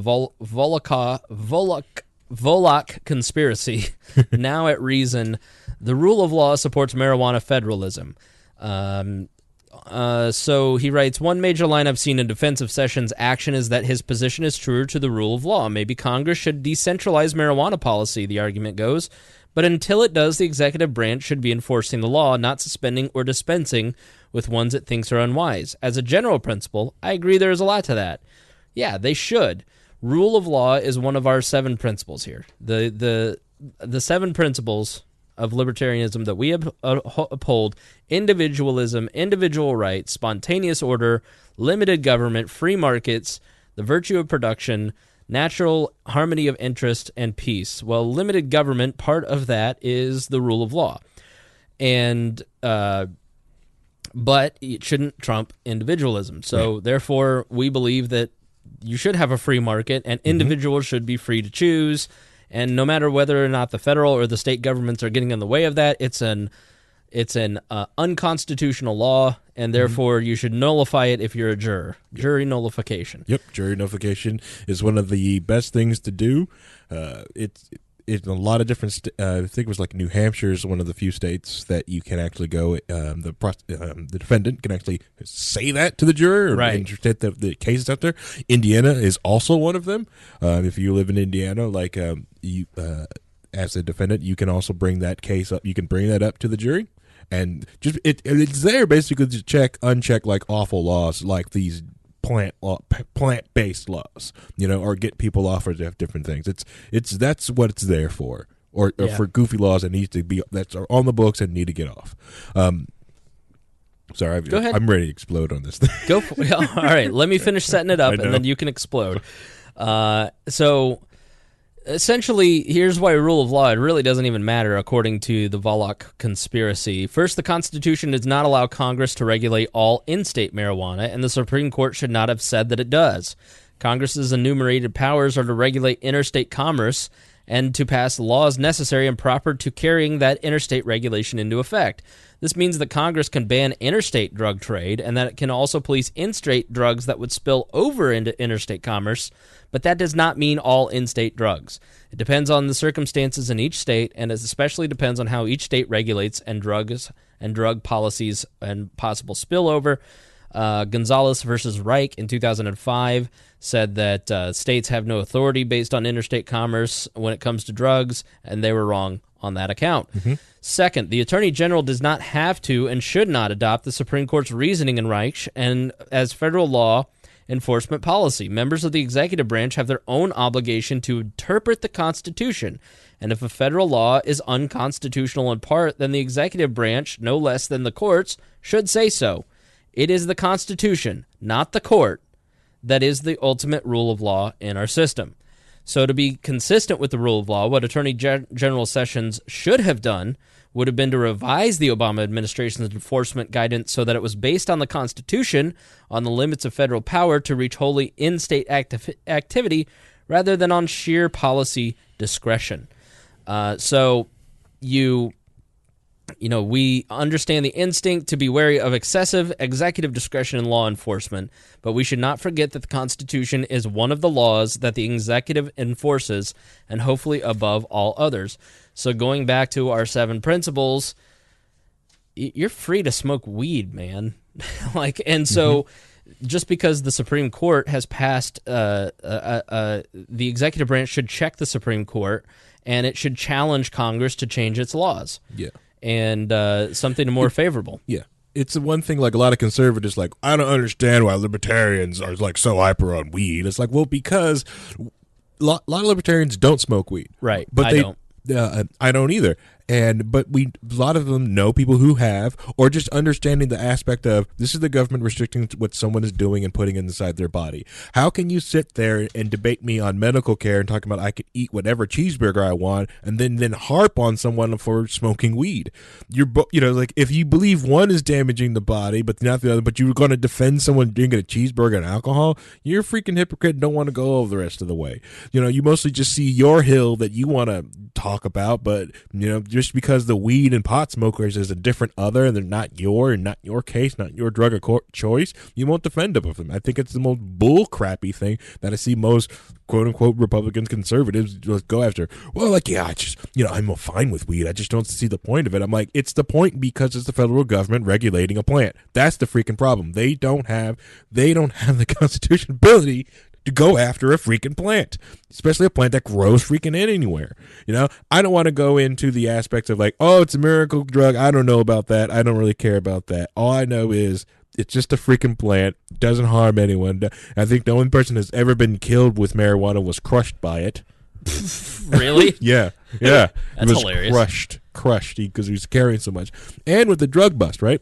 Majority of the drug bust when it comes to marijuana, just confiscation. They plead down to a lesser charge, and most of the time, when they bust someone for marijuana, right, like a cop or something like that, it's so little. Most of the time, most people try to get rid of it by swallowing it or destroying it, and they get them on that. They get them on destroying evidence. Yeah. Or and most of the time, so when the DEA agents do bust something, they bust businesses. So they go in and take that large jank of cash and hit that with civil asset forfeiture. They take all that cash out of the drawer. They take the cash out of the safe because using a lot of the Commerce Clause and stuff like that, they're not able to deposit. They're not allowed to take credit card transactions or deposit a lot of that cash into banks. So they've got all this cash on hand. They can't have guns. And so what happens? The freaking, so the DEA agent, it's almost like sitting like, our budget is down 100,000. Let's go raid this pot dispensary. Yeah, and he rescinded some rulings on some of the money in the banking institutions. And really what Sessions, his aim here is he was creating headlines. Correct. And so he unintentionally, that was not his intention. No, I would argue that he knows that he's not legally changing anything, but he's creating headlines that will destabilize the industry. And if they really wanted to, they could send a letter now to each one of these dispensaries, because there's a list of all the growers and all the dispensaries, and say to all of those involved in the marijuana industry, and say you're subject to prosecution under federal law, which is technically true, because you're violating federal law even though you're following state law. But and that could have a chilling effect on the industry as well. But the likelihood of them actually pursuing anything is very nil, just based on priorities and budget. And in the document, he says, it's basically, to translate it from legalese, and because I don't have the exact language right in front of me, it's basically like follow the long-established priorities that you've had all along, which is basically saying business as usual, guys. But this was a way to create some headlines to really demobilize and stagnate the growth, and do exactly what happened, which is, out on Facebook, everybody's freaking out that the Trump administration is anti-pot. Well, Donald Trump, the president, who really doesn't like Jeff Sessions and is probably going to fire him at some point in 2018, is really 50-50 on the issue. And he is a person that wants wins, okay? He's not a person with any kind of ideology. He may lean right, but he was a Democrat like 6 years ago, and when it comes to marijuana, he's just said, whatever. We've got bigger fish to fry. And marijuana legalization is the only issue. That's the least polarizing issue in the country. Like in 2000, 31% of adults believe that it should be legalized recreationally. This year, the Pew Research Foundation found it was 61%. It's a 30-point increase. Right. And you've got 27 states now that allow medical marijuana. Yeah. And California, the biggest state. 1 in 5 people live in a state with recreational marijuana now. Like New Hampshire, as Sessions put it out, Vermont was passing in its legislature a law to make it okay recreationally. New Hampshire's about to do the same. Yeah. Like the dominoes are way past. Yeah, as long as they get that stinking governor out of there. Right. Because like New Hampshire's been trying to pass medical marijuana for the longest time, and they've several different times they had bipartisan Republican and Democrat bills to go up to their Maggie Hassan, their former governor up there, and she turned it back down. It's freaking Democrat governor of New Hampshire. She just turn it back down. It's crazy. Like, this issue, it's like trying to fight against legalizing gay marriage. Like it's over. The fight is over. We can move on. Right. Yeah, it's over. But the money, and it's also easy. So that's the other thing is like with the optics of the drug war. It's easy to hit a pot bust. It's easy to find a pot bust. It smells. It stinks. Pots. It's not it's a cash crop. If it's legal, you can do large amounts of it. So it's not profitable to send a lot of it in and out of the country, unless you could pay off a bunch of people and then wait. And only drugs that you can, the harder drugs actually have guns, the drugs who have like huge, massive, intel operations that make billions of dollars a year, then the DEA has to target those guys, and they don't want to. Right. Because I don't care what anyone says, it is impossible to get as much drugs in the United States if it's not coming in by a truck. Yeah. Or a boat, or a gigantic boat. Because there's too many drugs in this country to think it's just smuggled over a border on some donkey, from Mexico, or comes in on tiny little cigarette boats in Florida, or some Canadian backpacker coming over to Canada. That's bull crap. I mean, exactly, everyone and their mama knows exactly how the drugs are getting in this country. They're coming through the border, and each border, and because if it's a $1 billion company, they can spend millions of dollars to pay off every freaking agent from the border up to get paid and come to the country. Yeah. And if you try to tell me I'm not, and it's like, fine, then they explain to me how all these drugs are getting into this country. Explain to me exactly how, because other than that, dude, that makes no sense. It's not coming in that many butts. There's not that many butts that can hold that There's much. a lot of butts. There's a lot of butts, but you can only fit so much up your butt. Okay? Says you. You should see how large my anal cavity is. So that's how you pay to go on your trips. Yeah, I smuggle myself up there. I have such a large anal cavity because I'm always talking out of my ass. But so I can see what you're saying. Like, to me, I thought he was just trying to change things up, and someone just kind of like grabbed. He did it to make it make sense to possibly try to. I thought he was mostly just trying to pivot it. Right. That's what I felt. He thought he was just trying to pivot the language of it. But then again, I can see what you're saying. But like, I should more see him try to pivot, and then someone noticed the pivot, and then decided to make it like a press. To go after it was a wink to anybody that might be favorable, and none of them are favorable. Even though a lot of the prosecutors, the federal prosecutors, are appointed by Sessions, they're not going after pot. Like, I think that if you're in a state where you have medical or recreational marijuana, I don't think you're in any danger. I don't think that anything's going to change. I think that this was just a complete PR stunt by Jeff Sessions. They need the tax money because smoking is down. Right. Okay. The anti-smoking people, you succeeded. The other problem is there's a lot of things that were paid from that smoking tax, it's gone now. Yeah. One of the that's a great point. One of the, like here, our children's insurance program in Indiana, Help Indiana? Yeah, Healthy Indiana program. Was paid by cigarette taxes and cigarette settlements. And so, that's waning. But, and I would say that in my preparation on the Michael Wolff stuff, one of the people reviewing the book said, basically when you read anything in media today about politics, you have to ask yourself, cui bono, who benefits? Who is benefiting from me reading this information? Because so much of political journalism is gossip. It is a highly placed source who is basically leaking information strategically, so you will read it and think a certain way about a certain person or thing or policy. And so when you read stuff, you have to sit there and go, okay, who's benefiting from this? And so that is a really good standard, I think. Like, if you're reading the Michael Wolff book and Steve Bannon looks brilliant, then you go, okay, well, then this was ghostwritten by Steve Bannon because he's benefiting the most from this. And in this case with Jeff Sessions is benefiting. Jeff Sessions has had his credibility damaged by the Trump base, which is mostly boomer right. And so what's the best way for him to re-ingratiate himself to that base? Well, get some favorable headlines by cracking down on some potheads. So Jeff Sessions effectively does nothing on the legal side, but does everything on the political side to help himself. So that's really the message that comes out of this. So while we're talking about bad journalism, let's talk about some good journalism.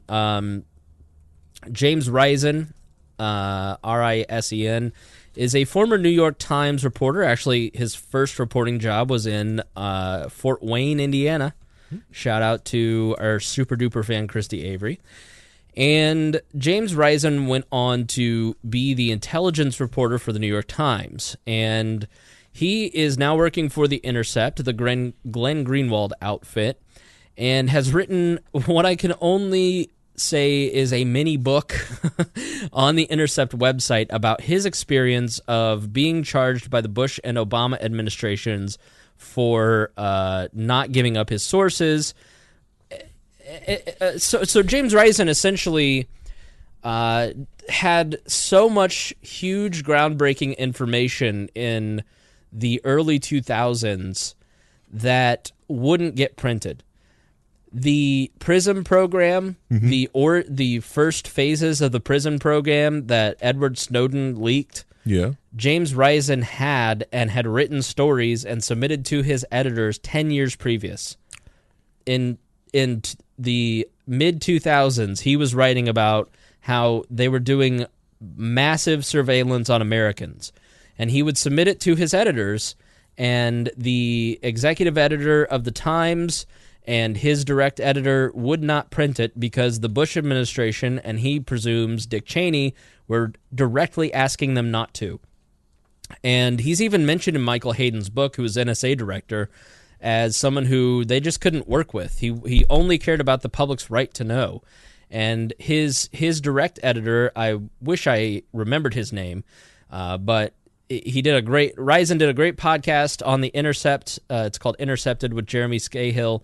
It's the most recent episode. I'll put it all in the show notes. And he basically said, the executive editor of the New York Times was summoned to the CIA and NSA headquarters. He became friends with the head of the intelligence community. He was given tours that were specifically designed to get him to see their point of view and scare him. And basically they were case officering him, which is a way of saying that the intelligence services of the United States government groomed this editor at the New York Times to keep him from printing stories under Bush and Obama that would basically expose everything that Edward Snowden exposed. James Risen wrote a book at one point called The State of War, and he got so frustrated by so many of his revelations, on the terrorist finance tracking program, the SWIFT database, the secret operations that were carried out in Iran against their nuclear program by the CIA. Did you ever hear that the CIA went into Iran to blow up their nuclear operations under the Bush administration? That would be Mittens destroying, just jihading on Harry's backpack in the background. My laptop was out of there. Yeah, sorry about that. You know better. Yep. So the U.S. government, federal government, also obtained. They started when they found out. So he said to his editors, "I want you to know." Yes, Harry. I'm just gonna say, you know what's crazy about that? What? I did know that. You know how I know that? How? You ready? Uh-huh. Infowars.com. Yeah. It's like, that's nuts. That's crazy. You would crap baskets. You would think, and this shows you the propaganda of the early to mid 2000s. You would think that a book that came out and said, it's called The State of War, The Secret History of the CIA and the Bush Administration, by the New York Times intelligence reporter, who has won he is not Michael Wolff. This is a very credible journalist. He is like David K. Johnston, who is the former tax writer at the Times, who has written many great books. Like, he is an eminently credible, qualified journalist. And he wrote a book that basically said, we carried out a CIA operation in 2000, Operation Merlin, intended to delay Iran's alleged nuclear weapons program by feeding it flawed blueprints for key missing components, which backfired and may have actually aided Iran, as the flaw was likely detected and corrected by a former Soviet nuclear scientist the operation used to make the delivery. In early 2003, the New York Times refrained from publication of the story after intervention by NSA advisor Condoleezza Rice with the New York Times executive editor Hal Raines. And so they stopped that book. he writes, several of the Iranian CIA agents were arrested and jailed, while the fate of some of others is still unknown, after a CIA official in 2004 sent an Iranian agent an encrypted electronic message, mistakenly including data that could potentially identify virtually every spy the CIA had in Iran. The Iranian was a double agent and handed over the information to Iranian intelligence. This also had been denied by an intelligence official. He also alleges that the Bush administration is responsible for the transformation of Afghanistan into a narco state that provides a purported 80% of the world's heroin supply.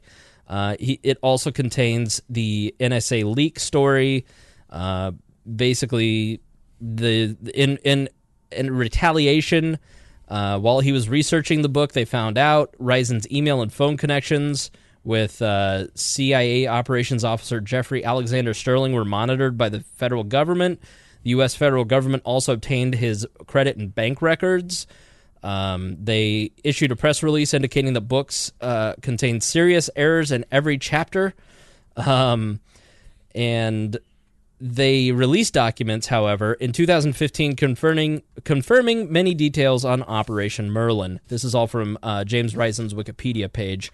So he says he's also the reporter that broke the Wen Ho Lee story, when a Los Alamos computer scientist who is a Chinese American had stolen nuclear secrets for China. So James Reisen is an American hero. This is somebody who had all these amazing, groundbreaking stories in the middle of the Iraq War of what the security apparatus was building, and would go to his editors, and at every turn the editors would not print it. So he said, I'm writing a book, and I'm going to print the book. And they did everything they could to thwart him. They fired him eventually for insubordination, and he has now written a new book, which I should be more prepared and should be able to tell you right off the top of my head what said book is. But he has written a new book talking about his fight with the New York Times and with the federal government, about his challenges, basically trying to bring us the information that we need to know, and in all the ways that the government has been spying on us for nearly 20 years. And he eventually was sued by the Bush administration. You may remember that his colleague, was it Judith? I should have written all this down. Yes, Pay Any Price by James Reisen is out now, $9, $9.99 on Kindle. Please give that guy $10. He's worth it. Pay Any Price by James Reisen, and he eventually goes on to get sued, and the case lasts for 7 years of the Obama administration. And he refuses to give up his sources. He refuses to give up his sources, just like his New York Times colleagues, just like Fox News' James Rosen. Cheryl Atkinson, who was spied on, had her computer woken up by the NSA and saw the NSA hacking her computer. These are the serious journalistic assaults by the federal government on journalism under two administrations. And I will say, to Trump's credit, that Michael Wolff in the beginning of the book praised Donald Trump for being more open with the press than his predecessors. And it is true that Donald Trump has been, and this is the great dichotomy of Donald Trump, is that Donald Trump has always sued reporters and talked crap about reporters, but then gives them more access, including calling them up under fake names and giving them tips. In the 80s, he would call the Post with as his press agent, and he basically sounded like Donald Trump, and you can hear the tapes of Donald Trump pretending to be a press agent. But so for all the talk of Donald Trump being anti-press, and he is, it's the truth is that Barack Obama prosecuted more sources for journalists under the Espionage Act than every president combined, and threatened to jail James Reisen. Yep. And and denied access like you wouldn't believe. And it's just, I'm glad that Donald Trump is so incompetent that he doesn't understand the powers that he actually has. Right. Because if he were as smart as George Bush or Barack Obama, he'd probably do way worse crap. And this is the argument for not building a secret state. Because the NSA spied on Donald Trump's presidential campaign, and that information was, I would bet you $1 million that if we could find the truth, Donald Trump and all this spying apparatus that was used on Carter Page and Donald Trump and the Tower and Trump Tower and Manafort and Michael Flynn. Mm-hmm. I bet you all that information found its way right back to Hillary Clinton during the campaign. Probably accidentally. In one of her bathroom servers. Right. So speaking of that, I don't know if there's anything you'd like to say about that particular story before we move on to the next Which is one. weird is like now to think back about all those InfoWars stories. Are they most of like Alex Jones's like sources are people in like the like times of mainstream media that can't get articles posted, so they just send it over to him. Mm-hmm. I'm just going to send it to him. Why? He'll say anything. Right. He's the Michael Wolff of media. Yeah. Yeah. That's why I've always said he is 50% bluster and vitamin sales, 25% batshit crazy conspiracy, and 25%. Oh, that's probably true. Yeah, that one's probably. Yeah, probably. That's why I listen to Alex Jones, is because I think sometimes some of his narratives might not be wrong. Yeah, I love playing one-player games and just listen to InfoWars. Yeah. Because it's like just have it in the background, and if he says something like, wait a minute, stop, let me like write that down and go after that. I'm going to go look that up real quick after that. But yeah, it's, which is weird, like I said, I just don't, I would love just to listen to Alex Jones and it be like the Flight of Fancy, like something to listen to, like that, kind of like listen to Coast to Coast AM and have people call in and stuff for that. Right. But, horrible every time when you find out, like, wow, he said this and came out like when everyone was first talking about PRISM, I was like, yeah, I know about that. The original cast returns Thursday, Chris Galt and Creighton Harrington, and I may ask Galt, because Galt has said 2017 is the year that Alex Jones was proved credible. It was, which is scary. Yeah, maybe. Yeah, not 100% credible. I'm not saying everything out of his mouth was gold. Worth listening to. Yeah, definitely on occasion. Yeah, worth listening to. It definitely more like if you don't go to like if you go to sites like some of the awful gutter and you don't do InfoWars, you're doing yourself a disservice. Yeah, I go to the gutter sites and get like stuff what? from Natural News or what? You just go places where you just to go find awful things just to see what they're thinking, what they're reading about. Just because you may like 4chan poll. Yeah, I don't go to 4chan. I've never been to 4chan. I don't know what you're talking about. Yeah, but no, like I like to read articles off a site that I wholeheartedly disagree with, just to get the information of it. Like, do I jump on? I used to jump on just to see what the Daily Stormer was doing. Heck yeah. What the heck do these people think about it? They're crazy. They're freaking bat crap crazy. Best way to not be afraid of a white supremacist is to meet one. Right. Listen to Talk to them. At the same time, I like to look at all the black supremacy stuff, the We Was Kings crap. I like to look at that, see what they're doing. Speaking of conspiracies, this is from rawstory.com. Raw Story is a left-leaning aggregation site like The Blaze or The Daily Wire or Daily Caller, but on the left it's Raw Story, Huffington Post, Salon Talking Points memos. So they write, Fusion GPS attorney. Now, Fusion GPS, as you will recall, they are the ones that were hired by the Washington Times was it the Washington Times or the Washington Examiner? The DC Examiner, I think, is actually the one that hired them originally to do the Steele dossier. Eventually, the Clinton administration or the Clinton campaign took it up, paid for the dossier. It's the one that started all the Russia hullabaloo. It basically said that Donald Trump was being groomed by Putin for 5 years, and Putin is basically grooming Trump to be president and helping him win. And he got peed. He watched Russian hookers pee on each other, and BuzzFeed printed it in whole. Fusion GPS is a group of former journalists from the Wall Street Journal and other places who formed this basically negative research firm. Like, if you're running a campaign, you hire them to dig up dirt on your candidate. And so they're talking about the Steele dossier here, and the headline is, Fusion GPS attorney drops bombshell. How do we know this is credible? Well, Dianne Feinstein asked that all of the testimony by the head of Fusion GPS about the dossier be released to the public, and it was. And he says, Fusion GPS attorney drops bombshell. Somebody's already been killed as a result of this dossier.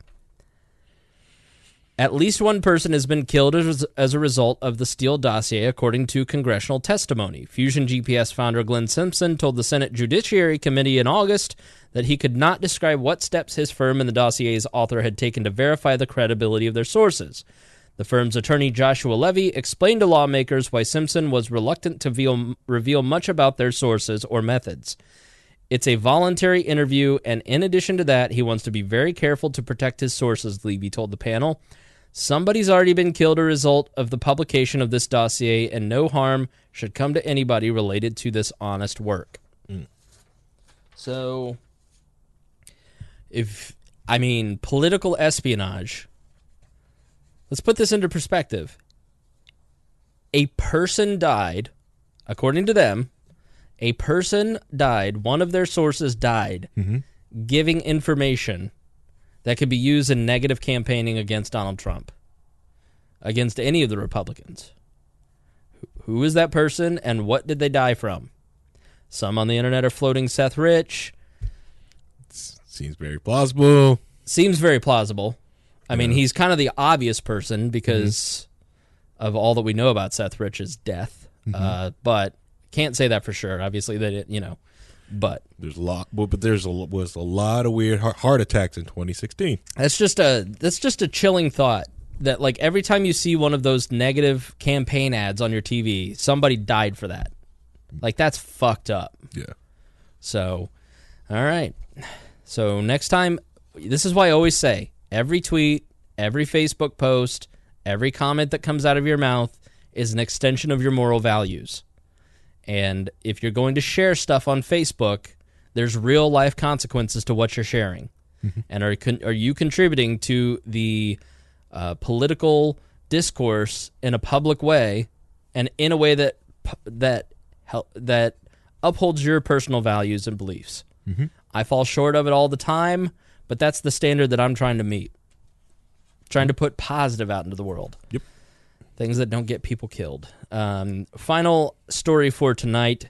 U.S. to loosen nuclear weapons constraints and develop more usable warheads. The Trump administration plans to loosen constraints on the use of nuclear weapons and develop a new low-yield nuclear warhead for U.S. Trident missiles, according to a former official who has seen the most recent draft of a policy review. This is from The Guardian. Julian Borger today. Tuesday, I need to go. Whatever plan you're putting together for Donald Trump and Barack Obama, put me under it. I'm ready. We already got that. I already got that. I need like 2 more signatures. Yeah, 2 hours of talking. Mitten's already signed on an 18-hour day, and I'm burnt. I'm trying to get Muffins. Muffins is my homegirl, and she will not. She won't sign. She won't relent. Essentially, everybody's freaking out over this. What you have to understand is a lot of our nuclear arsenal is very outdated. The technology in it is very outdated. And Harry, you're really into tech. What happens when you use old technology that isn't updated? Works. Oh, I'm sorry. If it's not broken, don't fix it. The biggest problem is the things break down, or you can't find someone that knows how to program it or work on it. Just like the whole Cobalt disaster. Was it like 15 years ago when you couldn't find a Cobalt? Oh, I can't remember. I had a Chevy Cobalt. It was a piece of shit. No, not Cobalt, Chevy Cobalt, which is Cavalier, really. Right. But I'm talking. It's a Cobalt, is a mainframe programming language and stuff like that. Just like because like a lot of our old nuclear tech is all based off of. Oh God, what is that? I can't remember. But it's like you see in all the photos, like they're big, massive 5.5 floppy drives. Yeah, which is awful because like there's probably are security holes and all that. But as long as it's not connected to internet, I don't really see a problem with that. Well, and that's the argument. The reason that we use those old floppies, like I used in second grade, that you played Oregon Trail on originally, is because it's never been, it's never been connected to the internet, so it is safer. You need physical access, and physical access is super hard to get. So there's a debate going on in Washington and amongst the Foreign Council on Foreign Relations people. Hold on, let me preface that. When I said internet and nuclear probe, hold on, they're not connect. Okay, Harry, do not muddy this with nerd stuff. Someone is going to tweet at me later, like, actually, Harry has been granted a Dear Leader's reprieve for you fact-checking nerds. I don't care. I'm tired, and I want to end this show. All right, so the debate going on in the Council on Foreign Relations folks, the defense and international relations people, is we do need to upgrade the tech and the weapons on the nuclear side, but if you do that, you signal the Russians. The Russians actually come here and inspect our nuclear facilities, and we go over and inspect theirs. And like there's in I think it's like in Nevada or Utah or wherever. There's like these old nuclear reactor bases that used to build nuclear weapons, and they're now museums. And Russians come over and tour those to see if water has gone through lines and stuff like that. And so the argument is that if we do kind of what we need to do to maintain our nuclear arsenal, then we're going to get Russia and China and everybody else building new nuclear weapons. Well, we got to update, too, if you're updating. Exactly right. And so the iNuke. I'm all in favor of just closing it all down. So not personal. Everyone, the U.S. isn't doing it, but everyone has their own individual nuke. Right. The McNukes and iNukes. All right, so Harry, final thoughts for this episode. When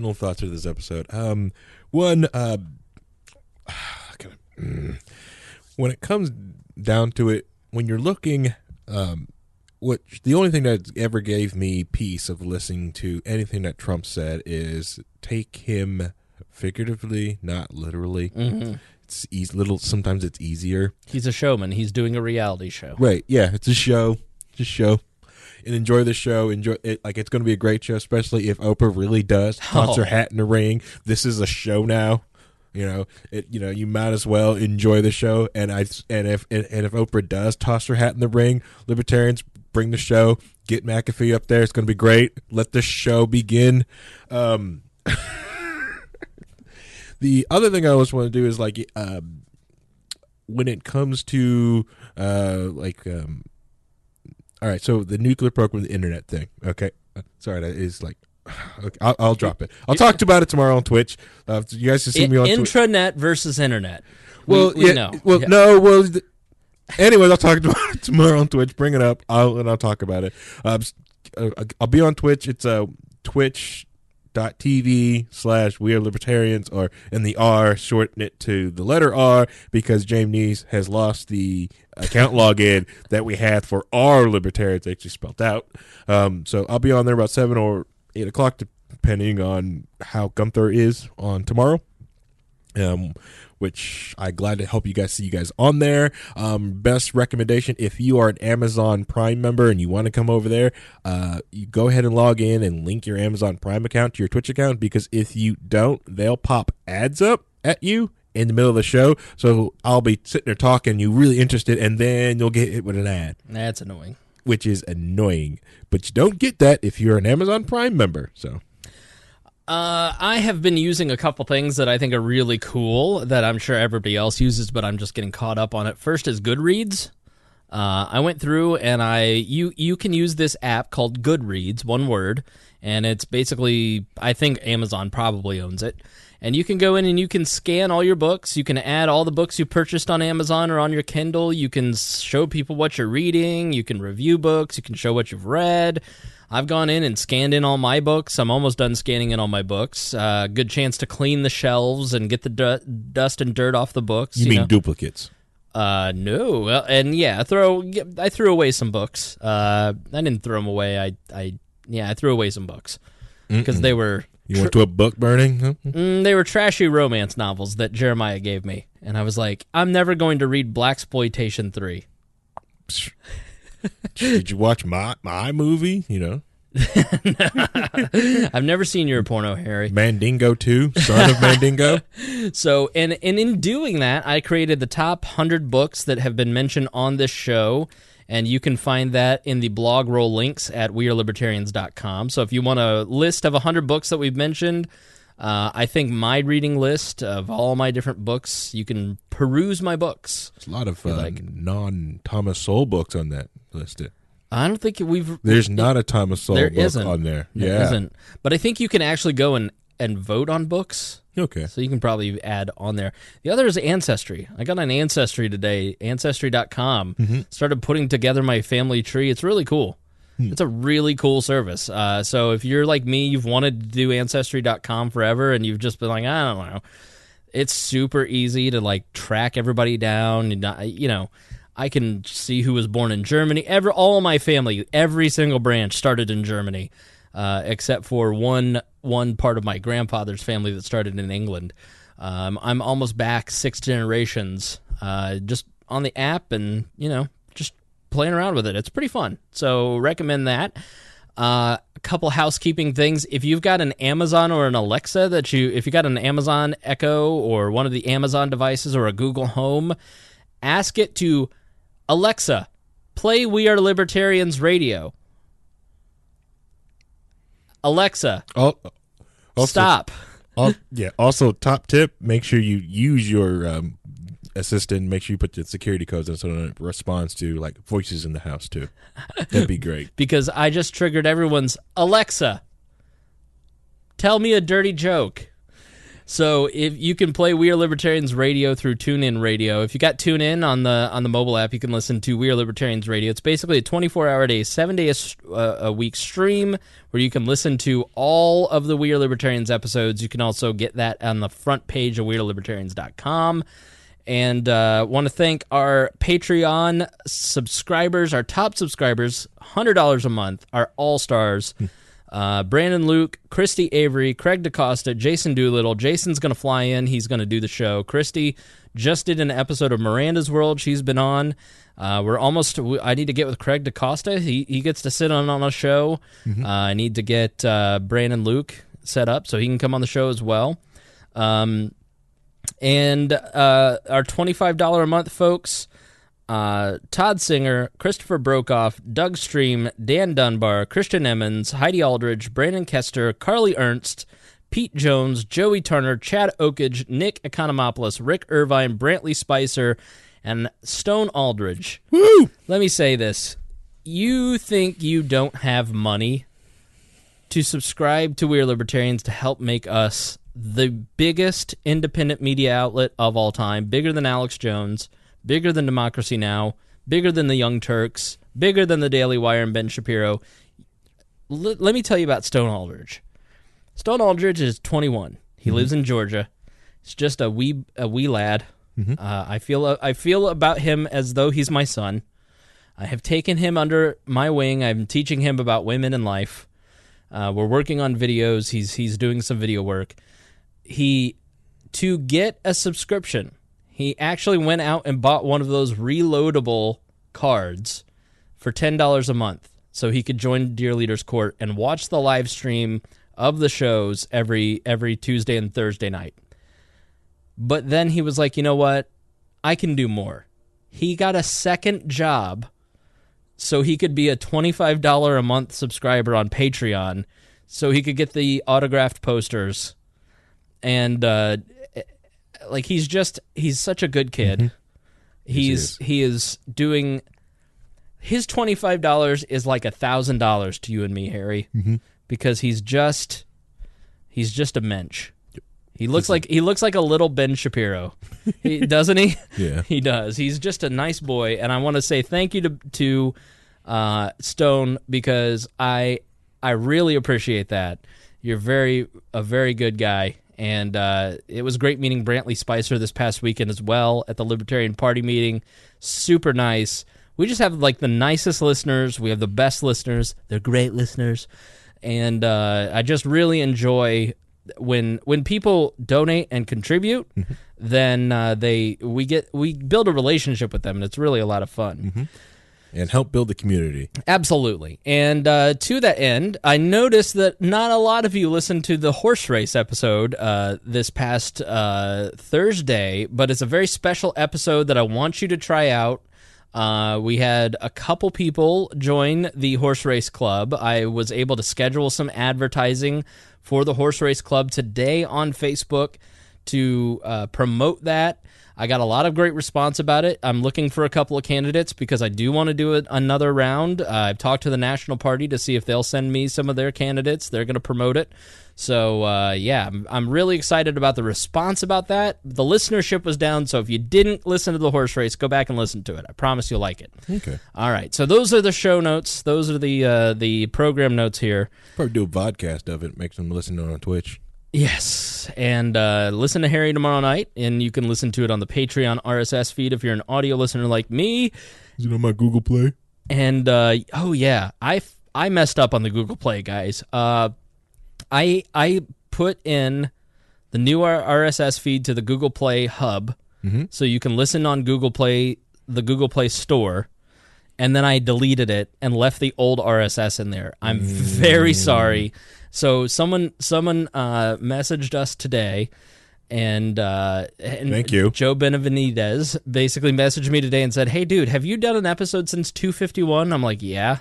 So I resubmitted it. So if you're a Google Play Store listener, then that will be updated tomorrow on January 10th. So, all right. Sorry about that, guys. I'm not perfect. I try.